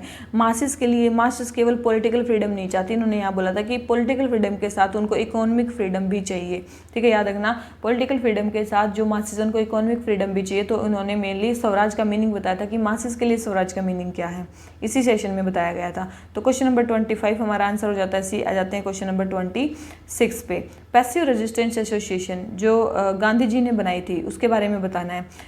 पैसिव रेजिस्टेंस एसोसिएशन जो गांधी जी ने बनाई थी उसके बारे में बताना। तो ये किस लिए बनी थी, इसका मेन पर्पज़ क्या था, इसका पर्पज़ था कि एक सत्याग्रह कंडक्ट कराना, कैंपेन करना against mandatory carrying of registration certificate by migrant Indian. देखो साउथ अफ्रीका में एक रूल बनाया गया था कि जो भी माइग्रेंट इंडियन होंगे उनको एक सर्टिफिकेट लेके चलना होगा, जिसमें उनके थंब प्रिंट्स होंगे, साथ में एक सर्टिफिकेट होगा कि भाई आप मतलब आपको राइट है यहाँ पे मतलब घूमने का। तो इसके अगेंस्ट एक सत्याग्रह कैंपेन स्टार्ट की थी, पैसिव रेजिस्टेंस सत्याग्रह गांधी जी ने स्टार्ट किया था, ठीक है, ध्यान रखना इसको। तो देखो गांधी जी ने साउथ अफ्रीका में काफ़ी सारी चीज़ें की थी, ठीक है। गांधी जी ने साउथ अफ्रीका में काफ़ी सारी चीज़ें की थी, जैसे कि देखो गांधी जी इन साउथ अफ्रीका, ठीक है, गांधी जी, ठीक है। गांधी जी बॉर्न कब हुए थे, 2 अक्टूबर 1869 को। कब हुए थे, 1869 को इनका बर्थ हुआ था। कहाँ पे हुआ था, पोरबंदर गुजरात में इनका बर्थ हुआ था, ठीक है। ये कहाँ पे पढ़े थे इंग्लैंड में, कहाँ पे थे, इंग्लैंड में पढ़े थे, LLB इन्होंने की थी, ठीक है। 1893 में बहुत इंपॉर्टेंट है, याद रखना, ये साउथ अफ्रीका चले गए थे। क्यों गए थे, एक केस के मतलब एक अपने केस के लिए गए थे। इनका एक क्लाइंट का केस चल रहा था, दादा अब्दुल्ला का। किसका केस था, दादा अब्दुल्ला का एक इनके क्लाइंट थे, इनका केस चल रहा था साउथ अफ्रीका में। तो उस केस के अंतर्गत ये 1893 में साउथ अफ्रीका में गए थे। और जब ये साउथ अफ्रीका में पहुंचे तो इनको तब फेस करना पड़ा बहुत ज़्यादा ह्यूमिलिएशन। इनको पता चला कितना ज़्यादा रेसिज्म, ह्यूमिलिएशन और कितना ज़्यादा डिस्क्रिमिनेशन होता है वहाँ पे इंडियंस के साथ। तो फिर इन्होंने क्या किया, साउथ अफ्रीका में ही रहने का मतलब निर्णय लिया कि मैं यहीं पर रहूँगा और यहाँ पर वर्कर्स के लिए मैं लड़ूंगा, उनके लिए मैं लड़ूंगा। वहाँ पर जो वर्कर्स थे ना, मतलब जो साउथ अफ्रीका में वर्कर्स थे, वो भी 3 टाइप के वर्कर्स थे। 3 टाइप के वर्कर्स, मतलब एक तो थे इंडेंचर्ड लेबर, ठीक है। इंडेंचर्ड लेबर मेनली जो शुगर प्लांटेशन में काम करते थे, ठीक है। एक थे मर्चेंट्स जो मेनली इंडेंचर्ड लेबर को फॉलो करते हुए आए थे, मेनली इसमें मुस्लिम्स ही थे, ठीक है। इसके बाद एक थे एक्स इंडेंचर्ड लेबर मतलब जो अपने चिल्ड्रंस के साथ वहाँ पे सेटअप हो गए थे, अब उनके पास कोई लाइसेंस नहीं था वहाँ पे रहने का, तो वो एक्स इंडेंचर्ड लेबर थे, ठीक है। ये मोस्टली इलिटरेट होते थे, इनके पास सबसे कम राइट होते थे एक्स इंडेंचर्ड लेबर्स के पास, ठीक है। तो ये वर्कर्स होते थे, ठीक है। अभी वहाँ पे पहुँच गए, उन्होंने वर्कर्स के लिए लड़ना स्टार्ट किया। मैंने बता दिया 3 टाइप के वहाँ पे वर्कर्स होते थे, ठीक है। अब जो गांधी जी है ना, वहाँ उनका एक स्ट्रगल स्टार्ट होता है यहाँ पे, उसको बोलते हैं मॉडरेट फेज ऑफ स्ट्रगल, ठीक है। वो चलता है इनका 1894 से लेके 1906 तक इनका एक moderate phase of struggle start होता है, moderate phase of struggle start होता है, ठीक है। देखना moderate phase of struggle start होता है 1894 से 1906 के बीच में। इसमें मेनली क्या था, गांधी जी ने mainly moderate phase of struggle क्यों बोलते हैं, क्योंकि यहाँ पे गांधी जी ने मेनली पेटिशंस का यूज़ किया। पेटिशंस का यूज़ किया, मेमोरियल्स का यूज़ किया ऑथोरिटीज़ को भेजने में। साउथ अफ्रीका में भी उन्होंने अपनी पेटिशंस भेजी, ब्रिटेन में भी उन्होंने अपनी पेटिशंस भेजी, ताकि पता चल सके कि जो ब्रिटिश ऑथोरिटीज़ हैं वो साउथ अफ्रीका में मतलब क्या गलत काम कर रही हैं, ठीक है, होपिंग कि वो कुछ स्टेप लेंगी, ठीक है। और उन्होंने यहाँ पे क्या किया, इसी टाइम पे बहुत सारे सेक्शंस को यूनाइट रखने की भी कोशिश की, ठीक है, बहुत सारे सेक्शंस को यूनाइट करने की भी कोशिश की। और उनको यूनाइट करने के लिए इन्होंने दो चीज़ सेटअप की वहाँ पे, मतलब इंडियन सेक्शन को यूनाइट करने के लिए उन्होंने दो चीज़ की। एक तो न्यूज़पेपर चलाया जिसका नाम था इंडियन ओपिनियन, मैंने आपको बताया था ना इंडियन ओपिनियन, अभी थोड़ी देर पहले आया था। इंडियन ओपिनियन इन्होंने एक न्यूज़पेपर चलाया जो इसमें मेनली ताकि लोग कनेक्ट हो सकें। दूसरी एक इन्होंने कांग्रेस बनाई जिसका नाम था नेटाल इंडियन कांग्रेस। इन्होंने क्या बनाया, नेटाल इंडियन कांग्रेस इन्होंने बनाई। नेटाल इंडियन कांग्रेस जो थी ये मिली रेशियल डिस्क्रिमिनेशन और सिविल राइट्स, जो इंडियन माइग्रेंट्स थे उनके राइट्स के लिए लड़ने के लिए ये मेनली कांग्रेस उन्होंने सेटअप की थी, ठीक है। तो मॉडरेट फेज ऑफ स्ट्रगल ये था, मेनली गांधी जी ने पेटिशंस वगैरह भेजी और लोगों को यूनाइट करने की कोशिश की अलग अलग तरीके से, ठीक है। अब गांधी जी का दूसरा फेज स्टार्ट होता है जिसमें वो पैसिव रेजिस्टेंस स्टार्ट करते हैं। क्यों स्टार्ट करते हैं, क्योंकि अब इनके पास थोड़ा बहुत लोगों का सपोर्ट आ गया, ठीक है, इन्होंने न्यूज़पेपर छापने स्टार्ट कर दिए। तो अब इनका phase of passive resistance start होता है, या फिर पैसिव रेजिस्टेंस, या फिर इनका सत्याग्रह का जो वो है वो स्टार्ट होता है, या फिर इनको सिविल डिसोबीडियंस का जो फेज है वो स्टार्ट होता है। ये कब से कब होता है, ये 1906 से लेकर 1914 तक होता है। और 1914 के बाद मतलब लास्ट 1914 में ही गांधी जी वहाँ पे रहे थे, कहाँ पे, साउथ अफ्रीका में रहे थे। और उसके बाद तो वो कहाँ आ गए थे, इंडिया में आ गए थे, ठीक है। तो अब जो इनका पैसिव रेजिस्टेंस का जो फेज स्टार्ट होता है, पैसिव रेजिस्टेंस का जो फेज स्टार्ट होता है, यहाँ पे इन्होंने कई चीज़ों के खिलाफ आवाज़ उठाई थी, ठीक है, इन्होंने कई चीज़ों के खिलाफ इन्होंने आवाज़ उठाई थी। उसमें से सबसे पहला है पैसिव रेजिस्टेंस। उन्होंने किस किस चीज़ों के खिलाफ किया था, 4 चीज़ों के खिलाफ मेनली, 1 2 3 4, हाँ, इन्होंने 4 चीज़ों के खिलाफ मेनली वो किया था, प्रोटेस्ट किया था। सबसे पहला जो इन्होंने प्रोटेस्ट किया था वो था रजिस्ट्रेशन सर्टिफिकेट के अगेंस्ट।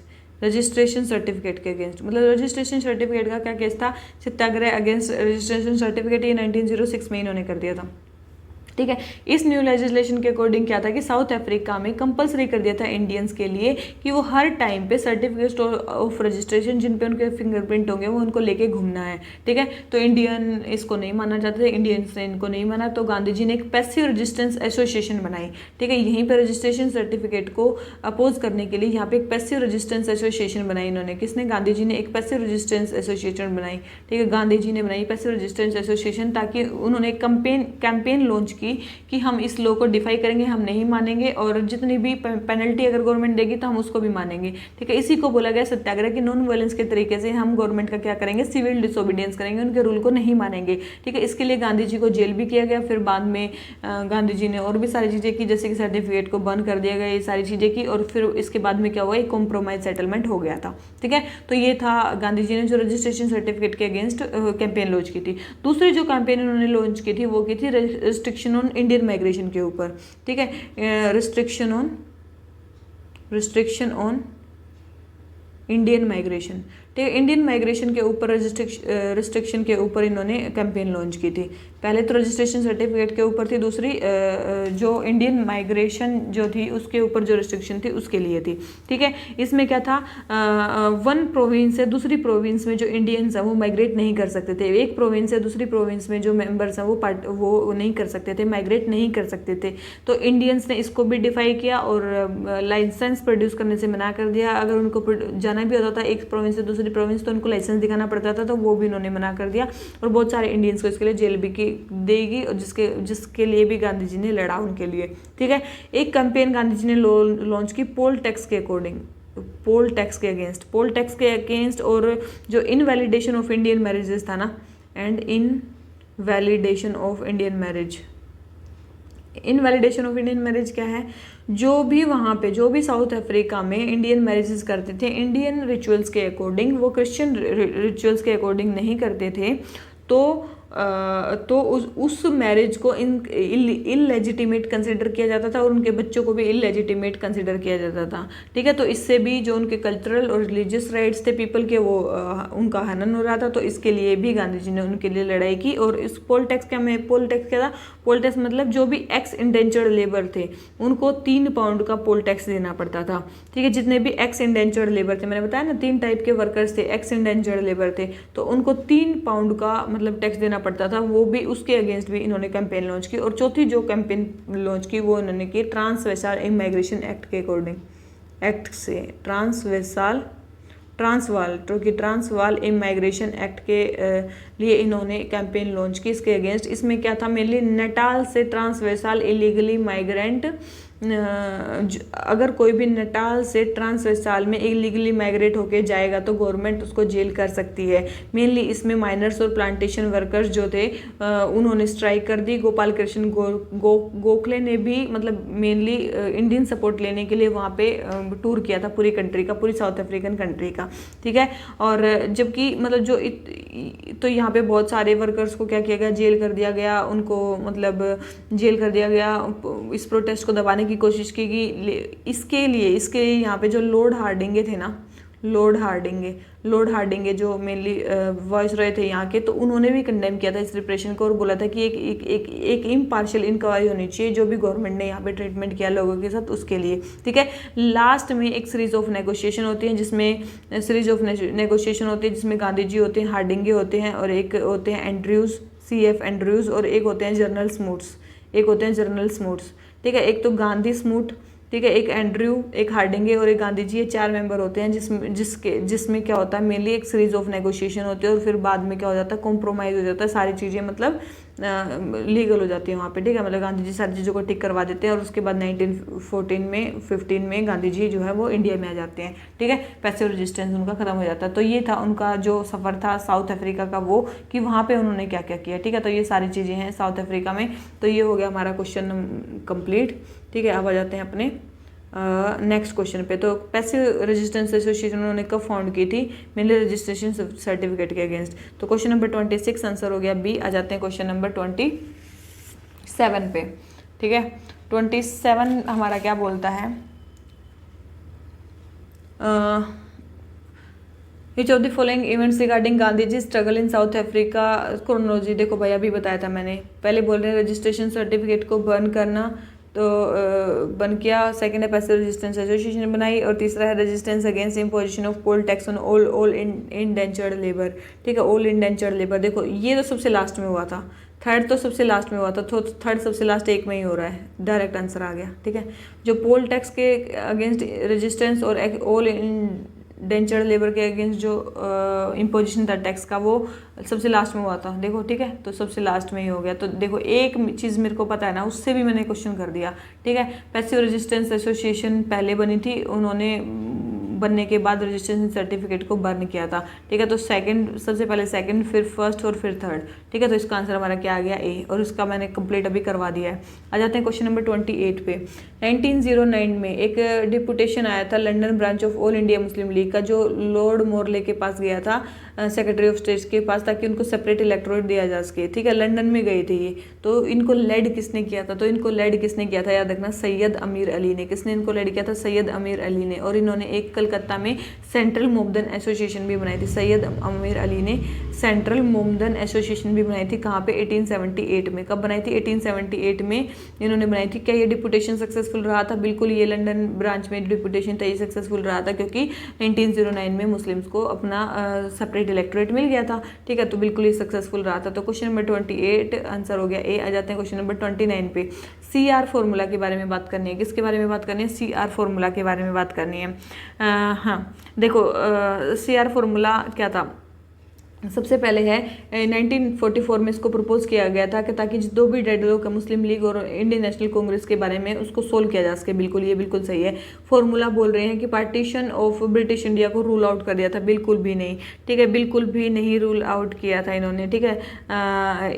यहाँ पे एक टेक्टिकली मुस्लिम लीग की जो डिमांड थी पाकिस्तान के लिए वो एक्सेप्ट कर ली गई थी, ठीक है। तो टेक्टिकली, ठीक है, तो ऐसा नहीं है पार्टीशन की डिमांड यहाँ पे नहीं की गई थी। तो सेकंड स्टेटमेंट हमारी रॉन्ग होगी और सेकंड रॉन्ग होती है, डायरेक्ट आंसर आ जाता है हमारा सी, ठीक है।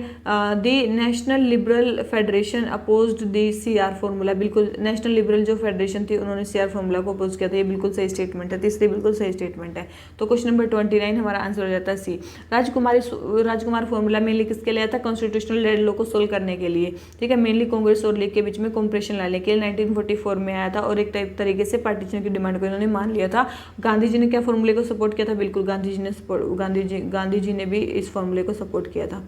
ठीक है, याद रखना गांधी जी ने इस फॉर्मूले को सपोर्ट किया था। ठीक है, इस फॉर्मूले के मेन पॉइंट्स क्या थे? ठीक है, इसके मेन पॉइंट्स क्या थे? सबसे पहले इसमें था सीआर फॉर्मूला में बोला गया था कि ठीक है भाई, मतलब डेडलॉक सोल्व होने के लिए क्या होना चाहिए? मुस्लिम लीग सबसे पहले तो कांग्रेस की बात माने कि हमें इंडिपेंडेंस के लिए काम करना है। ठीक है, दूसरी चीज़, मुस्लिम लीग को कांग्रेस के साथ कोऑपरेट करना होगा एक प्रोविंशियल गवर्नमेंट सेंटर में सेटअप करने के लिए। ठीक है, मुस्लिम लीग को सपोर्ट करना चाहिए कांग्रेस का प्रोविंशियल गवर्नमेंट को सेटअप करने के लिए। वर्ल्ड वॉर सेकंड के बाद जो एंटायर पॉपुलेशन है नॉर्थ वेस्ट और नॉर्थ ईस्ट इंडिया की, वो डिसाइड करेगी प्लेबिसाइड से। ठीक है, प्लेबिसाइट होएगा कहाँ पे? नॉर्थ वेस्ट और नॉर्थ ईस्ट रीजन में। नॉर्थ वेस्ट और नॉर्थ ईस्ट रीजन में एक प्लेबिसाइट होएगा वर्ल्ड वॉर सेकंड के बाद, जिसमें सेपरेट सॉवरेन स्टेट बनना है नहीं बनना है उसके वो डिसाइड होगा। ठीक है, तो इनडायरेक्टली ये डिसाइड हो गया कि भाई हाँ, पार्टीशन हम कर सकते हैं। नॉर्थ वेस्ट और नॉर्थ ईस्ट में क्या होगा? एक प्लेबिसाइट होगा, उससे पता चलेगा। ठीक है, और पार्टीशन में भी जब पार्टीशन होगा तो उसमें भी आप एक एग्रीमेंट कर लो कि डिफेंस और जो डिफेंस, कॉमर्स और कम्युनिकेशन जो है वो आप ज्वाइंटली कैसे करोगे। ठीक है, तो ये भी जितनी भी टर्म्स थी ये भी तभी ऑपरेटिव होनी थी जब इंग्लैंड जो है सारी पावर्स इंडिया को ट्रांसफर कर देता। ठीक है, तो ये सारी चीज़ें थी मेनली CR राजगोपालाचारी फॉर्मूला में। ऑब्जेक्शंस क्या हुए? ऑब्जेक्शन क्या हुए? सबसे पहले तो जिंदा कांग्रेस को चाहता था कि वो उनकी 2 नेशन थ्योरी को माने। ठीक है, ऑब्जेक्शन, मोहम्मद अली जिन्ना को तो ऑब्जेक्शन है। ठीक है, वो चाहते थे कि 2 नेशन थ्योरी बने, मतलब 2 नेशन थ्योरी को माने जो कांग्रेस है वो। ठीक है, वो चाहते थे कि नॉर्थ वेस्ट और नॉर्थ ईस्ट में केवल और केवल जो प्लेबिसाइट हुए ना वो मुस्लिम्स ही करें। ये क्या मतलब था? ठीक है, मेनली समझ रहे हो क्या था? मुस्लिम लीग चाहती थी, जिन्ना चाहते थे कि जो भी नॉर्थ वेस्ट में और नॉर्थ ईस्ट में प्लेबिसाइट की बात चल रही है उसमें केवल और केवल जो वोटिंग करे ना वो मुस्लिम्स करें, ना कि इस एंटायर पॉपुलेशन करे। ये तो बिल्कुल गलत पॉइंट था। ठीक है, तो ऐसा तो था नहीं कि नॉर्थ वेस्ट और नॉर्थ ईस्ट में केवल मुस्लिम्स रह रहे थे, ये बोल रहे थे कि प्लेबिसाइट केवल उन्हीं का होना चाहिए। ठीक है, तो ये बात भी बिल्कुल इनकी सही नहीं थी। ठीक है, ये बात भी बिल्कुल सही नहीं थी। इसके बाद कांग्रेस चाहती थी कि जो मुस्लिम लीग है वो उसका साथ दे इंडिपेंडेंस के लिए, लेकिन मुस्लिम लीग तो अपने ही एक सेपरेट नेशन की बात कर रही थी। ठीक है, उनको इंडिपेंडेंस लेना देना नहीं था, उनको सेपरेट नेशन उनका मेन पार्ट था। तो याद रखना CR फॉर्मूला को वीर सावरकर ने कंडेम किया था। याद रखना, इसको किसने? वीर सावरकर ने वीर सावरकर ने इसको कंडेम किया था। वीर सावरकर ने इसको सपोर्ट नहीं किया था, गांधी जी ने इसको सपोर्ट किया था। ठीक है, याद रखना किसने इसको सपोर्ट किया था, किसने नहीं किया था। तो अभी भी डेडलॉक कंटिन्यू हुआ, अभी भी दोनों आपस में माने नहीं, ना मुस्लिम लीग ना कांग्रेस। तो इसके बाद आता देसाई लियाकत पैक्ट। इसके बाद आता देसाई लियाकत पैक्ट। इसमें क्या है? इसमें 2 चीज़ें देसाई लियाकत पैक्ट में बोलेगी। या तो बोल रहे हैं कि कांग्रेस और सेंट्रल लेजिस्लेटिव असेंबली में कांग्रेस से और मुस्लिम लीग से इक्वल मेंबर्स चले जाएं। ठीक है, equal number of persons nominated by Congress and Muslim league in central legislative, और जो माइनॉरिटी है उनके लिए 20% सीट रिजर्व कर दी जाए। लेकिन इस बात पे भी जो सेटलमेंट है वो नहीं हुआ। और तो फिर इसके बाद आता है वेवल प्लान। इसके बाद आता है वेवल प्लान जो हमने थोड़ी देर पहले किया था। ठीक है, तो इसके बाद आता है हमारा वेवल प्लान। तो ये भी हमारा वो हो जाता है। तो ये हो गया हमारा CR फॉर्मूला के बारे में सारी चीज़ें। तो क्वेश्चन नंबर 30 हमारा हो जाता है। क्वेश्चन आ जाते हैं, क्वेश्चन 29 आ जाते हैं 30 पे। ठीक है, आ जाते हैं 30 पे।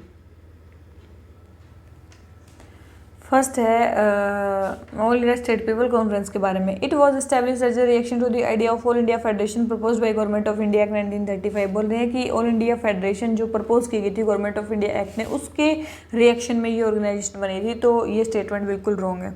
ठीक है, ये स्टेटमेंट बिल्कुल रॉन्ग है। ये जो ऑर्गेनाइजेशन थी ये बन गई थी 1927 में। कब बन गई थी ये ऑर्गेनाइजेशन? बन गई थी दिसंबर 1927 में। और कहाँ पे बनी थी? ये बॉम्बे में बनी थी। कहाँ पे बनी थी? बॉम्बे में इसकी पहले ऑर्गेनाइजेशन। तो फर्स्ट सेशन इसका बॉम्बे में हुआ था और 1927 में बनी थी। और इसके रिएक्शन में तो ये बिल्कुल नहीं बनी थी। तो फर्स्ट स्टेटमेंट तो रॉन्ग है और सेकंड स्टेटमेंट हमारी करेक्ट है। थर्ड देख लेते हैं। It advocated the separation of freedom struggle in princely states from that of British India. और इसने ये बोला था all India state people conference ने कि जितने भी लोग हैं, चाहे वो ब्रिटिश इंडिया से हैं चाहे वो प्रिंसली स्टेट हैं, सब एक साथ मिल जाओ और हमारा जो कोज है ना फ्रीडम का वो अलग नहीं है, वो सेम ही है। ठीक है, तो उन्होंने स्ट्रगल को सेम बोला था, वो अलग अलग नहीं बोला था। तो थर्ड स्टेटमेंट भी हमारी रॉन्ग हो जाती है। तो हमारा आंसर क्या आ गया? ए। ठीक है, आया समझ में all India state people conference के बारे में। ठीक है, और mainly all India state people conference में मेनली कॉन्ग्लोमरेशन था किसका? पॉलिटिकल मूवमेंट्स का, जो प्रिंसली स्टेट्स में था, ब्रिटिश राज में था। ठीक है, कई जगह इसी को प्रजा मंडल भी बोला जाता है और लोक परिषद भी बोला जाता है। इसी को क्या बोला जाता है? प्रजा मंडल भी बोला जाता है all India state people conference को, और इसको क्या बोला जाता है? लोक परिषद भी बोला जाता है। ठीक है, इसको लोक परिषद भी बोला जाता है। 1948 में इसको डिसॉल्व कर दिया गया था। याद रखना 1948 में ये डिसॉल्व हो गई थी अपने आप को, और जितने भी चीज़ें हैं इसकी कांग्रेस में मर्ज हो गई थी।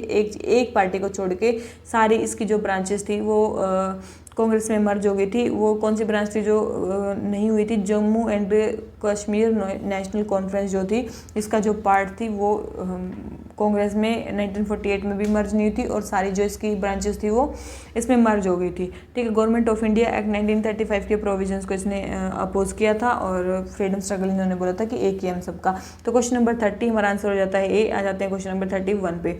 कामाख्या टेम्पल के बारे में बात कर रहे हैं। कामाख्या टेम्पल के बारे में बोल रहे हैं कि ये 51 शक्तिपीठ में से एक है, बिल्कुल। और अंबुबाची मेला और मानसा पूजा जो है ये यहीं की है, बिल्कुल। ये इंपॉर्टेंट फेस्टिवल है जो आप मनाए जाते हैं, बहुत इंपॉर्टेंट है, याद रखना। अंबुबाची मेला और मानसा पूजा यहीं पे होती है। तो क्वेश्चन नंबर सी आंसर हो जाता है सी। और ये कहाँ पे है? कामाख्या टेम्पल आसाम के गुवाहाटी में। ठीक है, ओल्डेस्ट ऑफ ऑल शक्तिपीठ्स भी है ये। क्वेश्चन नंबर 31 हो गया कंप्लीट। आ जाते हैं 32 पे। गदर मूवमेंट के बारे में बात करनी है। किसके बारे में? गदर मूवमेंट के बारे में बोल रहे हैं कि इट्स ऑब्जेक्टिव जो था वो इंडिपेंडेंट रिपब्लिक ऑफ इंडिया बनाना था। तो बिल्कुल इसका objective independent republic of India बनाना था। वंदे मातरम जो था वो अडॉप्ट किया गया था गदर मूवमेंट में, रैली कराई बिल्कुल। और गदराइट्स जो थे उन्होंने जो भी पंजाबीज ने लॉयलिस्ट रोल प्ले किया था 1857 में, उसको भी क्रिटिसाइज किया था। बिल्कुल ये स्टेटमेंट बिल्कुल सही है। गदराइट्स ने उनको भी किया था कि भाई तुमने ब्रिटिशर्स को सपोर्ट क्यों किया, तुम्हें इंडिपेंडेंस के लिए काम करना चाहिए। तो तीनों ही स्टेटमेंट इसकी हमारी करेक्ट है। ठीक है, वैसे गदर पार्टी बनी कब थी? 1913 में बनी थी। कब बनी थी? 1913 में बनी थी, और इनको ब्रिटिश रूल को ओवरथ्रो करने के लिए बनी थी। एक वीकली न्यूज़पेपर चला था जिसके नाम पे द गदर नाम रखा गया, तो उसका नाम था द गदर। ठीक है, ये वीकली न्यूज़पेपर था द गदर, तो उसके नाम पे गदर पार्टी या गदर मूवमेंट नाम रखा गया। ठीक है, और कहाँ से छपा था ये छपा था सैन फ्रांसिस्को, इसके हेडक्वार्टर थे। ठीक है, और गदर मूवमेंट के जो फाउंडिंग मेंबर थे, फाउंडिंग प्रेसिडेंट थे, वो कौन थे? सोहन सिंह भाकना। ठीक है, और लाला हरदयाल जो थे उसके को फाउंडर थे। लाला हरदयाल इसके को फाउंडर थे। सोहन सिंह भाकना जो थे इसके फाउंडिंग प्रेसिडेंट थे। इनका आउटलुक क्या था? क्या ये रिलीजियस आउटलुक की थी? नहीं, जो गदर मूवमेंट था ये सेकुलर इन आउटलुक था। मेनली देश को आज़ाद कराना इनका प्राइमरी टारगेट था। ये तो सेकुलर आउटलुक था इनका। तो क्वेश्चन नंबर 32 आंसर हो जाता है डी। आ जाते हैं क्वेश्चन नंबर 33 पे। हमें बताना है किसके बारे में, कुछ इवेंट्स जो हुए हैं उनकी सीक्वेंस के बारे में, कि वो कब कब हुए हैं। ठीक है, सीक्वेंस के बारे में बताना है। तो देख लेते हैं। सबसे पहले है कि जो लॉर्ड हार्डिंगो को मारने का जो वो था ना, रास बिहारी बोस और सचिन सान्याल का अनसक्सेसफुल अटेम्प्ट, वो कब हुआ था? ठीक है, लॉर्ड हार्डिंगो को मारने का हुआ था 1912 में। कब हुआ था? 1912 में। ठीक है, प्रफुल्ल चाकी और खुदीराम बोस ने किंग्स फोर्ड पे जो वो फेंका था, मतलब प्रफुल्ल चाकी ने फेंका था। कब फेंका था? ये 1908 में फेंका था। ठीक है, फिर assassination of Curzon Wyllie in London by Madanlal Dhingra. किसने कर्जन विले का असैसिनेशन किसने किया? मोहनलाल ढींगरा ने किया था। ये कब किया था? 1909 में किया था। ठीक है, और चापेकर ब्रदर्स, जो चापेकर ब्रदर्स थे दामोदर और बाल कृष्णा, उन्होंने प्लेग कमिश्नर पूना में उनकी हत्या कर दी थी। ये कब की थी? 1897 में की थी। ठीक है, 1897 में की थी। तो इनकी सीक्वेंस आप लगा सकते हो। आंसर क्या रहता है? डी। ठीक है, रिवोल्यूशनरी एक्टिविटीज़ थी ये इंडिया में, बहुत जगह अलग अलग रिवोल्यूशनरी एक्टिविटीज़ इंडिया में हो रही थी। ठीक है, और मेन रिवोल्यूशनरी एक्टिविटीज़ के जो सेंटर थे वो थे महाराष्ट्र, मतलब महाराष्ट्र वाला रीजन, और बंगाल वाला रीजन। ठीक है, ध्यान रखना, दो जगह जो थी रिवोल्यूशनरी एक्टिविटीज़ थी वो अपने पीक पे थी। कहाँ कहाँ पे? एक तो बंगाल में और एक यहाँ पे उसमें। ठीक है, तो एक तो थी बंगाल में और एक थी महाराष्ट्र में। अगर हम महाराष्ट्र की बात करें, यहाँ पे अगर हम रिवोल्यूशनरी एक्टिविटीज़ की बात करें, यहाँ पे कौन कौन से चीज़ें हो रही थी? देखो, सबसे पहले यहाँ पे रिवोल्यूशनरी एक्टिविटी की बात करें, एक रामोसी पीजेंट विद्रोह हुआ था। यहाँ पे रामोसी पीजेंट विद्रोह हुआ था, ये होता है 1879 में। कब हुआ था? 1879 में। और वो किसके अंडर हुआ था? वो हुआ था वासुदेव बी फाड़के के अंदर। वासुदेव बी फाड़के के अंदर हुआ था। तो ये रामोसी पीजेंट वो हुआ। इसके बाद 1890s में बाल गंगाधर तिलक ने फेस्टिवल्स का यूज़ किया, मतलब इंडियन फ्रीडम को उसको या स्वदेशी मूवमेंट को प्रमोट करने के लिए। 1897 में मैंने बताया चापेकर ब्रदर्स ने मर्डर कर दिया था। ठीक है, उसके बाद 1899 में मित्र मेला, एक सीक्रेट सोसाइटी थी मित्र मेला। ठीक ठीक है, याद रखना आप इसको। मित्र मेला 1899 में एक मित्र मेला, एक सीक्रेट सोसाइटी थी जो सावरकर और उसके ब्रदर ने स्टार्ट की थी। मित्र मेला वो स्टार्ट की गई ताकि सीक्रेटली मतलब ब्रिटिशर्स के अगेंस्ट सपोर्ट को इकट्ठा किया जा सके, ठीक है। और 1904 में जो ये मित्र मेला है ये किसके साथ मिल गई थी? अभिनव भारत के साथ। किसके साथ? अभिनव भारत के साथ। याद रखना कब मिली थी? अभिनव भारत के साथ मिल गई थी, ठीक है। और 1909 में एक और फेमस इंसिडेंट हुआ था। 1909 में नासिक के डीएम की हत्या कर दी गई थी। नासिक के डीएम की हत्या कर दी गई थी, ठीक है। ये मेनली जो थी ये हुए थे महाराष्ट्र में, जो मेन वो थे मतलब रिवोल्यूशनरी एक्टिविटी थी। इसके अलावा जो थी कुछ हुई थी बंगाल में। बंगाल में क्या क्या रिवोल्यूशनरी एक्टिविटी हुई थी? जैसे कि 1902 में अनुशीलन समिति बनी थी। क्या बनी थी? अनुशीलन समिति बनी थी 1902 में। 1908 में मैंने बता दिया प्रफुल्ल चाकी ने वो अपना इंसिडेंट कर दिया था। 1908 में ही बुर्रा डकैती हुई थी। बुर्रा डकैती हुई थी, जो डक्का जो अनुशीलन था उन्होंने करवाई थी, ठीक है। तो बुर्रा डकैती हुई थी 1908 में, ठीक है। 1912 में मैंने बताया कि बॉम्ब फेंका था लॉर्ड हार्डिंगे के ऊपर, ठीक है। 1906 में एक और चीज़ हुई थी, युगांतर एक सीक्रेट सोसाइटी है, ये भी और एक पेपर भी था, ये भी पब्लिश हुआ था 1906 में, ठीक है। अलीपुर कॉन्स्पिरेसी केस भी हमारा बंगाल में ही हुआ था। कौन सा? अलीपुर कॉन्स्पिरेसी केस, ठीक है। अलीपुर कॉन्स्पिरेसी केस भी हमारा वहीं पे हुआ था, ठीक है। और बस ये ध्यान रखना, ये सारी चीज़ें ही ध्यान रखना इसके बारे में।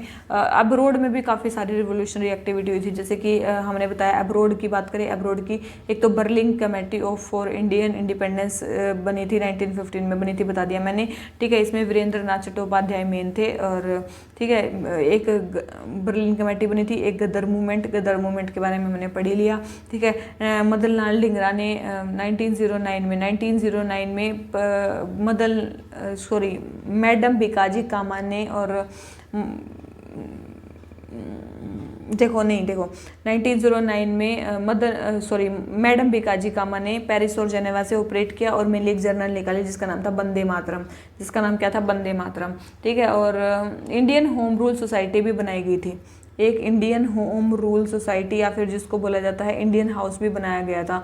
किसने बनाया था? ये श्यामजी कृष्ण वर्मन ने। किसने बनाया था? ये श्यामजी कृष्ण वर्मन ने बनाया था। कब बनाया था? 1905 में बनाया था। कब बनाया था? 1905 में इंडियन होम रूल सोसाइटी और इंडिया हाउस बनाया गया था। श्यामजी कृष्ण वर्मन ने बनाया था, 1905 में बनाया था। और एक जर्नल भी निकाली थी, लंदन में बनाए थे, दी सोशियोलॉजिस्ट, ठीक है। इन्होंने एक जर्नल भी निकाली थी जिसका नाम था दी सोशियोलॉजिस्ट, ठीक है। दी सोशियोलॉजिस्ट इन्होंने एक जर्नल निकाली थी, ये थी अब्रोड में। ये थी सारी अब्रोड की एक्टिविटी और ये थी सारी इंडिया की एक्टिविटी। तो ये हमारा क्वेश्चन हो जाता है कंप्लीट, क्वेश्चन नंबर 33, ठीक है। अब देख लेते हैं क्वेश्चन नंबर 34 को, ठीक है। आ जाते हैं क्वेश्चन नंबर 34 पे। लेबर कोड्स के बारे में बात करनी है। किसके बारे में? लेबर कोड्स की। एक काम करना, ये करंट अफेयर्स का क्वेश्चन है, ठीक है। अब की बार में करंट अफेयर्स आपको नहीं करा पाई, सॉरी फॉर दैट, ठीक है। लेकिन लेबर कोड्स को एक बार अच्छे से पढ़ लेना, ठीक है। बहुत इंपॉर्टेंट है, लेबर कोड्स को एक बार अच्छे से पढ़ लेना, ठीक है। तो जो कोड ऑन इंडस्ट्रियल रिलेशन है उसमें कंपनीज जो है वो एम्प्लॉयज को 4 days वर्क दे सकते हैं, बिल्कुल। और code on social security 2020 restrict allowance to 50% of total salary, बिल्कुल अलाउंस जो है उनको 50% ऑफ टोटल सैलरी दिया जाएगा, ये भी बिल्कुल सही है, ठीक है। तो जितनी भी चीज़ें हैं ना लेबर कोड्स के बारे में, प्लीज़ आप एक बार मतलब PDF खोल के पढ़ लेना। ये मेरे लिए रेस्ट्रिक्शन है कि मैं इसमें आपको नहीं दिखा सकती हूँ। आ जाते हैं क्वेश्चन नंबर 35 पे। कुशियार रिवर के बारे में बात करनी है।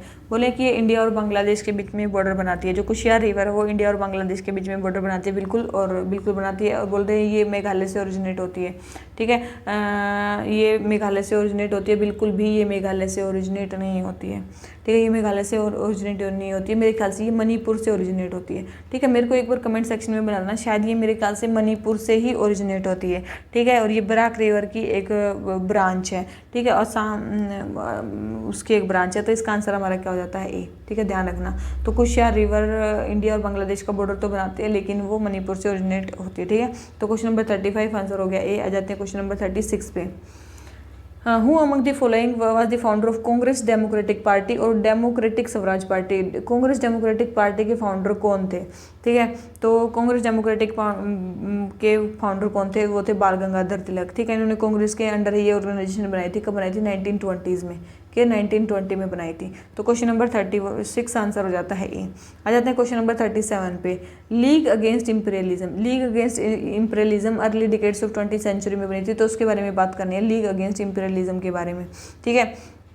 लीग अगेंस्ट इम्पीरियलिज्म के बारे में बोलें कि जवाहरलाल नेहरू जो है वो एग्जीक्यूटिव काउंसिल में लीग की एग्जीक्यूटिव काउंसिल में इलेक्ट हो गए थे जवाहरलाल नेहरू। तो बिल्कुल सही स्टेटमेंट है, लीग अगेंस्ट इम्पीरियलिज्म में जवाहरलाल नेहरू इसमें हुए थे। और इंडियन नेशनल कांग्रेस जो है बोल रहे हैं कि एसोसिएट मेंबर थी लीग की, बिल्कुल ये भी मेंबर थी।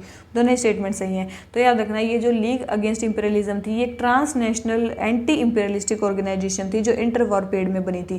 कहाँ पे बनी थी? ये ब्रुसेल्स बेल्जियम में बनी थी। कहाँ पे बनी थी? ब्रुसेल्स बेल्जियम में बनी थी। कब बनी थी? 1927 में बनी थी। कब बनी थी? 1927 में बनी थी। ठीक है। किसने अटेंड किया था इसको? जवाहरलाल नेहरू ने अटेंड किया था। वीरेंद्र नाथ चट्टोपाध्याय, जेटी मूर्ति ने भी इनको अटेंड किया था। ठीक है। ठीक है। 19 देखो ये थी, ये तो होगी 1955 में। याद रखना 1955 में एक बादुरंग सुकर्नो बादुंग कॉन्फ्रेंस हुई थी। बादुंग कॉन्फ्रेंस हुई थी, उसमें जो सुकर्नो थे उन्होंने ये बोला था कि ये लीग जो थी ना eventually successful world wide movement against imperialism की स्टार्टिंग थी। जो ये लीग अगेंस्ट इम्पीरियलिज्म बनी थी वर्ल्ड वाइड लेवल पे बनी थी। ठीक है। तो क्वेश्चन बाद में इन्होंने ये चीज़ इसके बारे में बोली थी। तो कौन सी ऑर्गेनाइजेशन है ये भी पूछा जा सकता है कि इन्होंने सुकर्नो ने किसके बारे में ऐसी चीज़ बोली थी? वो थी लीग अगेंस्ट इम्पीरियलिज्म। तो क्वेश्चन नंबर 37 आंसर हो गया सी। आ जाते हैं क्वेश्चन नंबर 38 पे। GPS aided GEO augmented navigation के बारे में हमें बताना है। ठीक है। तो सबसे पहले है it is an Indian satellite based augmentation system jointly developed by airport authority of India and ISRO. बोल रहे हैं कि Indian satellite based augmentation system है जो mainly airport authority of India ने और इसरो ने मिलकर इसको सेटअप किया। तो ये बिल्कुल सही स्टेटमेंट है, इन्होंने इसको सेटअप किया है। बोल रहे हैं India is the only country to have such space based augmentation navigation system. ऐसा हो सकता है कि केवल इंडिया के पास है, यूएस, यूरोप, जापान, इन 3 नेशंस के पास और भी है। तो ऐसा नहीं है केवल इंडिया ही ऐसी कंट्री है। ठीक है। तो सेकंड स्टेटमेंट रॉन्ग हो जाती है और सेकंड स्टेटमेंट तो रॉन्ग हुई है। Third, it will allow aircraft to land in low visibility scenario. बिल्कुल लो विजिबिलिटी सिनेरियो में भी हेल्प करेगी। तो हमें बतानी कौन सी स्टेटमेंट सही नहीं है। ओके, जो नहीं है वही बतानी है। तो नहीं है तो केवल एक ही गलत स्टेटमेंट है। तो इसका आंसर हमारा क्या हो जाता है? सी। ठीक है। 38 का आंसर हमारा क्या हो जाता है? सी। आ जाते हैं क्वेश्चन पे, क्वेश्चन नंबर 39 पे। हमें बताना है किसके बारे में? पॉलिटिकल इंटीग्रेशन ऑफ इंडिया के बारे में। सबसे पहले माउंटबेटन प्लान के अंडर जो प्रिंसली स्टेट्स थी उनको चॉइस दी गई थी कि वो इंडिपेंडेंट भी रह सकती हैं और पाकिस्तान में भी जा सकती हैं। उनको ये इंडिपेंडेंस दी गई थी। तो क्या है? बिल्कुल सही स्टेटमेंट उनको दी गई थी। सेकंड है हैदराबाद का जो सेशन है वो कंप्लीट 1947 में कंप्लीट हो गया था। आपको पता है 1948 में ऑपरेशन पोलो चलाना पड़ा था हैदराबाद के सेशन के लिए। तो ये स्टेटमेंट बिल्कुल रॉन्ग है। सेकंड स्टेटमेंट बिल्कुल रॉन्ग है। फर्स्ट स्टेटमेंट करेक्ट आंसर आ गया सी। तीसरा है जो प्राइवी पर्स का जो कंसेप्ट था वो ऑफर किया गया था ब्रिटिश ने प्रिंसली स्टेट को, वो एबोलिश हुआ था इंडिपेंडेंस के बाद। बिल्कुल इंडिपेंडेंस के बाद हुआ था, लेकिन जस्ट इमीडिएटली आफ्टर इंडिपेंडेंस नहीं हुआ था। वो हुआ था इंदिरा गांधी जी के टाइम पे। 1971 में इंदिरा गांधी जी ने प्राइवी पर्स को रिमूव किया था। तो ये स्टेटमेंट रॉन्ग होगी कि इमीडिएटली आफ्टर इंडिपेंडेंस। तो थर्ड स्टेटमेंट भी रॉन्ग है। तो थर्ड भी रॉन्ग है, सेकंड भी रॉन्ग है, फर्स्ट स्टेटमेंट करेक्ट है। प्रिंसली स्टेट्स के बारे में कोई ज़्यादा चीज़ें हैं नहीं। आ जाते हैं क्वेश्चन नंबर 40 पे। सबसे पहले ये जो थे ये अनडिवाइडेड बंगाल में इनका जन्म हुआ था। ठीक है। इन्होंने रामकृष्ण मिशन के अंदर जो रिलीफ वर्क होता है उसमें साथ दिया था, जो कोलरा हिट कोलकाता था उसमें। ठीक है। इन्होंने एक नेटवर्क की भी बात की थी, एक सीक्रेट सोसाइटी का नेटवर्क होना चाहिए ताकि डेडिकेटेड यूथ को हम ट्रेन कर सकें अगेंस्ट द ब्रिटिश, जो बाद में जुगांतर के नाम से भी जाना गया। ठीक है। इनको अलीपुर बॉम्ब केस में भी अरेस्ट किया गया था और हावड़ा कॉन्स्पिरेसी केस में भी इनको अरेस्ट किया गया था। 1912 में इन्होंने कोलकाता में ये एक प्रिंस से मिले थे और उनसे पूछा था कि आप मेरे को आर्म्स दे सकते हो कि नहीं दे सकते हो सोशलिस्ट गवर्नमेंट को एस्टेब्लिश करने में। तो ये कौन है? तो ये किसके बारे में बात चल रही है? तो ये किसके बारे में बात चल रही है? ये चल रही है बाघा जतिन के बारे में। जतिंद्र नाथ मुखर्जी या बाघा जतिन, इन्हीं को बोला जाता है। ठीक है। तो याद रखना इन्हीं के बारे में बात चल रही है। इन्होंने एक सीक्रेट सोसाइटी जुगांतर में भी पार्ट किया था। तो ध्यान रखना बाघा जतिन के बारे में सारी चीज़ें। ये बंगाल में था, इन्होंने रामकृष्ण मिशन के अंदर भी काम किया, जुगांतर के अंदर भी काम किया, अलीपुर कॉन्स्पिरेसी केस में भी इनका नाम आया, हावड़ा कॉन्स्पिरेसी केस में भी इनका नाम आया। तो ये सारी कॉन्स्पिरेसी में इनका नाम आया है। तो क्वेश्चन नंबर 40 आंसर हो जाता है ए। आ जाते हैं क्वेश्चन नंबर 41 पे। हमें बताना है ड्वार्फिंग ऑफ राइस प्लांट कि आजकल ड्वार्फिंग ऑफ राइस प्लांट के जो पौधे हैं वो छोटे क्यों रह रहे हैं। सबसे पहले है south rice black streak dwarf virus है आया, बिल्कुल ये वायरस आया है। सेकंड है ये एक क्रॉप से दूसरी क्रॉप में जाता है through white bag plant hopper के थ्रू, बिल्कुल ये वाइट बैग प्लांट होपर के थ्रू जाता है। तो दोनों ही स्टेटमेंट सही हैं। ठीक है। ये एक वायरल डिजीज है तो इसका कोई कोज नहीं है, केवल प्रिवेंटिव प्रिवेंटिव मेजर भी इसके लिए लिए जा सकते हैं। तो क्वेश्चन नंबर 41 आंसर हो जाता है सी। आ जाते हैं क्वेश्चन नंबर 42 पे।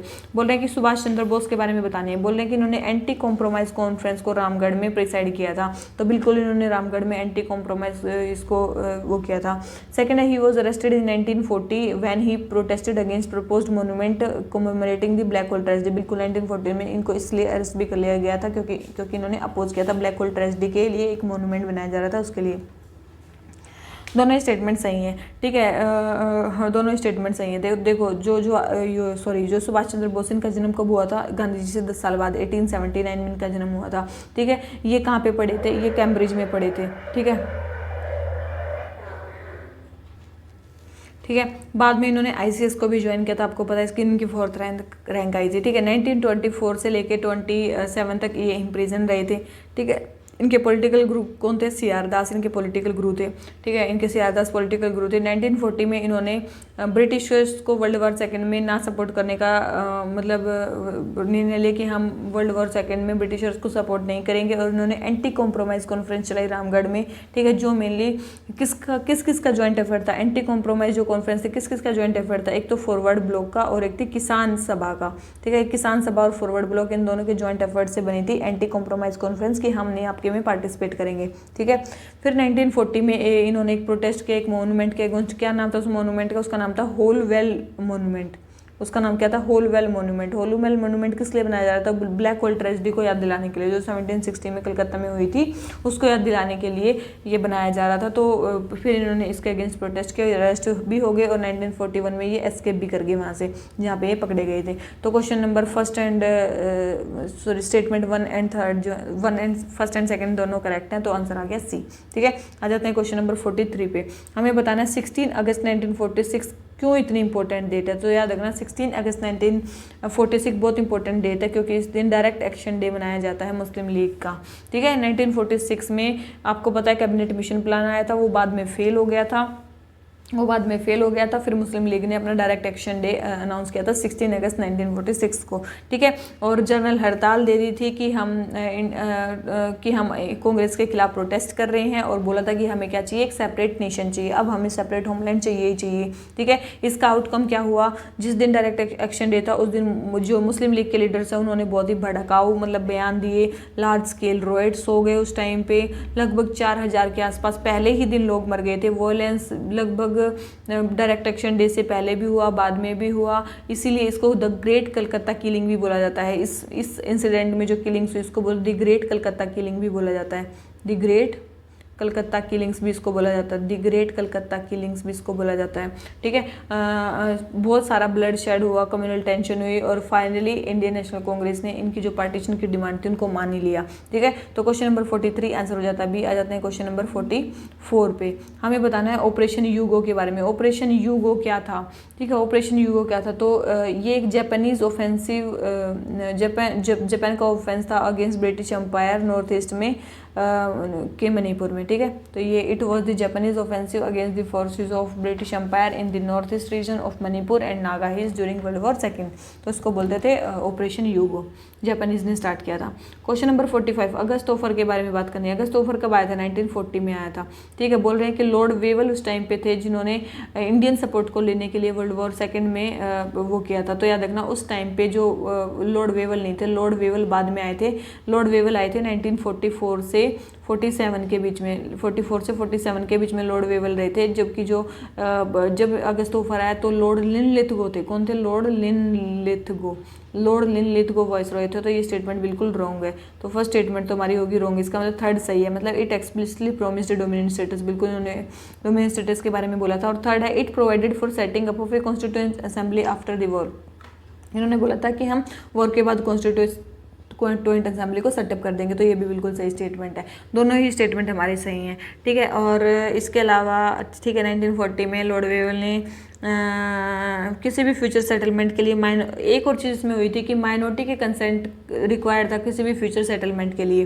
कांग्रेस ने इसको रिजेक्ट कर दिया था। फिर उसके बाद आया था क्रिप्स मिशन, ठीक है। कोई भी सक्सेसफुल नहीं हुआ, सारे फेल ही फेल होते चले गए, कोई किसी की बात नहीं मानी इन्होंने। तो क्वेश्चन नंबर 45 आंसर हो गया। अभी आ जाते हैं क्वेश्चन नंबर 46 पे। ऑर्फन कोप्स के बारे में आपने सुना होगा एक आधी बार, तो वो क्या है? तो ऑर्फन कोप्स क्या, तो ये नेग्लेक्टेड और अंडर यूटिलाइज्ड क्रॉप्स हैं जो रेयरली ट्रेड होती है अराउंड द वर्ल्ड, लेकिन ये न्यूट्रिशियस बहुत ज़्यादा होती हैं। इनको आप ये न्यूट्रिशियस भी होती है और साथ में ऐसे इन्वायरमेंट में भी ग्रो कर जाती हैं जहाँ पे मतलब बिल्कुल भी वो नहीं होता, कुछ वैसी कंडीशन नहीं होती। They are usually adapted to grow well in harsh condition, ये हार्श कंडीशन में ग्रो कर जाती हैं। तो दोनों स्टेटमेंट सही हैं। इनको क्या बोला जाता है? ऑर्फन क्रॉप्स बोला जाता है, ठीक है। तो ऑर्फन क्रॉप्स ऐसी होती हैं जो मेनली न्यूट्रिशियस होती हैं, लोकल फूड क्रॉप्स होती हैं, लेकिन उतना ज़्यादा ये ट्रेड व्रेड नहीं होती, ठीक है। तो ये लेकिन हंगर को या सस्टेनेबल डेवलपमेंट गोल को अचीव करने में इनका काफ़ी अच्छा रोल हो सकता है। आ जाते हैं क्वेश्चन नंबर 47 पे। ये strong thermal emission velocity enhancement phenomena क्या है? क्या है ये फिनोमिना? तो ये एक एटमॉस्फेरिक ऑप्टिकल फिनोमिना है जो mainly purple streak of light जिसमें लीड होती है। और ऑरोरा की तरह नहीं, ये बोल रहे हैं कि it appears at the equator and tropical latitudes. तो याद रखना ये कहाँ पे अपीयर होता है? ये अपीयर होता है लोअर एटमॉस्फेयर में। कहाँ पे होता है? लोअर एटमॉस्फेयर में ये अपीयर होता है। याद रखना ये जो फिनोमिना है ये लोअर एटमॉस्फेयर में अपीयर होता है, ये इक्वेटर और ट्रॉपिकल लैटिट्यूड्स में अपीयर नहीं होता है। तो सेकंड स्टेटमेंट रॉन्ग है, फर्स्ट स्टेटमेंट करेक्ट है। तो हमारा आंसर क्या आ जाता है? ए। सबसे पहले कब अपीयर हुआ था? ये हुआ था 2017 में, ठीक है। उसके बाद दिखाई दिया जा रहा है। और कहाँ पे होता है? ये न्यूजीलैंड, कनाडा, अलास्का, इन सब रीजन्स में होता है। मेनली सर्दियों के टाइम पे, अक्टूबर से लेके फरवरी के टाइम पे ये मेनली होता है, मेनली ऑब्जर्व होता है, ठीक है। तो ऑरोरा लाइक फिनोमिना है ये, strong thermal emission velocity enhancement. एक बार इसकी पिक्चर आप देख लेना जरूर, ठीक है, प्लीज़, ठीक है। आ जाते हैं क्वेश्चन नंबर 48 पे। हमें बताना है which who among the following foreigners acted as Congress president during the extremist phase of Indian. देखो इंडिया का एक्सट्रीमिस्ट फेज कब आया था? बंगाल के पार्टीशन के बाद आया था, ठीक है। और उसके बाद 1920s के बाद आया था, ठीक है। तो ये दो फेज आए थे हमारे एक्सट्रीमिज्म के। तो उस टाइम पे हमारे कांग्रेस के प्रेसिडेंट कौन कौन थे? तो हमने पढ़ा था सबसे पहले कांग्रेस के प्रेसिडेंट थे यूले। पहले नॉन इंडियन जो कांग्रेस के प्रेसिडेंट बने थे वो थे यूले, वो तो बने थे 1888 में। तो उस टाइम पे तो मॉडरेट का फेज चल रहा था, उस टाइम पे एक्सट्रीमिस्ट का फेज नहीं था, ठीक है। तो ये स्टेटमेंट तो हमारी हो जाती है गलत, सेकंड तो होना नहीं चाहिए, ठीक है। मतलब फर्स्ट तो हो गई, वेडरबर्न तो होंगे। वेडरबर्न क्योंकि किस टाइम पे थे ये? एक तो इन्होंने दो बार प्रिसाइड किया था, एक तो 1889 में किया था, एक इन्होंने 1910 में भी किया था प्रिसाइड, ठीक है। 1910 में भी प्रिसाइड किया था और 1910 में तो एक्सट्रीमिस्ट एक्टिविटी चल रही थी, तो यस इन्होंने किया था। थर्ड है एनी बेसेंट। देखो एनी बेसेंट जी ने 1917 में किया था, उस टाइम पे भी रिवोल्यूशनरी एक्टिविटी का टाइम चल ही रहा था, ठीक है। तो 1 एंड 3 इसका आंसर है, 1 एंड 3 इसका आंसर है। सेकंड स्टेटमेंट इसकी क्या है? रॉन्ग है, ठीक है। तो ध्यान रखना इसका। तो सेकंड स्टेटमेंट इसकी रॉन्ग है, फर्स्ट एंड थर्ड इसका आंसर है। क्वेश्चन नंबर 48 आंसर हो गया। अभी आ जाते हैं क्वेश्चन नंबर 49 पे। हमें बताना फ्रीडम स्ट्रगल के बारे में कौन एक्सट्रीमिस्ट फैक्शन से हैं। तो आपको एक चीज़ बताओ कि लाल बाल पाल, अरविंदो घोष, ये सारे किस में थे? ये तो एक्सट्रीमिस्ट में ही थे। तो बिपिन चंद्र पाल जो हैं ये तो एक्सट्रीमिस्ट हैं, तो सेकंड तो एक्सट्रीमिस्ट हैं, तो सेकंड तो एक्सट्रीमिस्ट होंगे ही होंगे, ठीक है। तो सेकंड तो एक्सट्रीमिस्ट होंगे ही होंगे। तो और जो ये रहमत उल्लाह सयानी थे ये मॉडरेट फेज से थे। इन्होंने 1885 में की जो कॉन्फ्रेंस थी उसको भी अटेंड किया था, ऑल इंडिया कांग्रेस की। आनंद मोहन बोस भी क्या थे? मेनली INC के साथ मीटिंग करते थे, मॉडरेट्स में आते थे। तो बिपिन चंद्र पाल ही थे मेनली जो इसमें एक्सट्रीमिस्ट फैक्शन में थे, ठीक है, तो कांग्रेस के। तो क्वेश्चन नंबर 49 आंसर हो गया। अभी आ जाते हैं क्वेश्चन नंबर 50 पे। हमें बताना है किसके बारे में? बिहार प्रोविंशियल किसान सभा के बारे में, ठीक है। बिहार प्रोविंशियल किसान सभा के बारे में बताना है कि 1929 में बिहार प्रोविंशियल किसान सभा किसने बनाई थी? तो किसने बनाई थी बिहार प्रोविंशियल किसान सभा? बनाई थी सहजानंद सरस्वती ने। वही इसके इन्होंने ही बश्तार मूवमेंट को भी ऑर्गेनाइज किया था बिहार में। 1937 से 38 में बिहार प्रोविंशियल किसान सभा बनाई थी 1929 में। और इन्होंने ही ऑल इंडिया किसान सभा भी बनाई थी जिसके प्रेसिडेंट बने थे ये, ठीक है। इसके प्रेसिडेंट बने थे। और NG रंगा जो थे इसके क्या बने थे? जनरल सेक्रेटरी बने थे। NG रंगा इसके जनरल सेक्रेटरी बने थे, प्रेसिडेंट भी थे ऑल इंडिया किसान सभा के ये, और बिहार प्रोविंशियल किसान सभा के भी ये प्रेसिडेंट थे, ठीक है। ध्यान रखना इन चीज़ों को। और ये इसके क्या थे? जनरल सेक्रेटरी थे, मैंने बता दिया। ये यादुनंदन शर्मा कौन थे? यादुनंदन शर्मा याद रखना, इन्होंने एक रियोरा सत्याग्रह चलाया था बिहार में, ठीक है।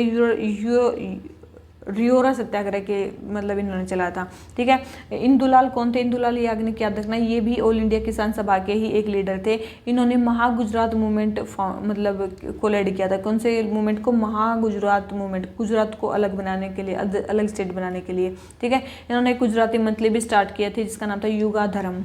ठीक है, जिसका नाम क्या था? युगाधर्म, गुजराती मंथली थी ये। ठीक है। 1947 में इन्होंने अखिल हिंद किसान सभा को भी प्रिसाइड किया था। ठीक है। 1942 में इन्होंने अखिल हिंद किसान सभा को भी मतलब क्या किया था? प्रिसाइड किया था। ठीक है। तो ये ही है सारे मेनली इसके बारे में। तो हमारे टोटल 50 क्वेश्चन हो जाते हैं कंप्लीट। अगर आपको वीडियो अच्छी लगी हो तो लाइक करना और चैनल को सब्सक्राइब भी कर देना अगर आपको अच्छी लगी तो। ठीक है, ताकि आपको थोड़ी बहुत दे आ जाए हम पे। ठीक है, तो चलिए इसी नोट पे आज का लेक्चर खत्म करते हैं। Thank you very much, bye bye.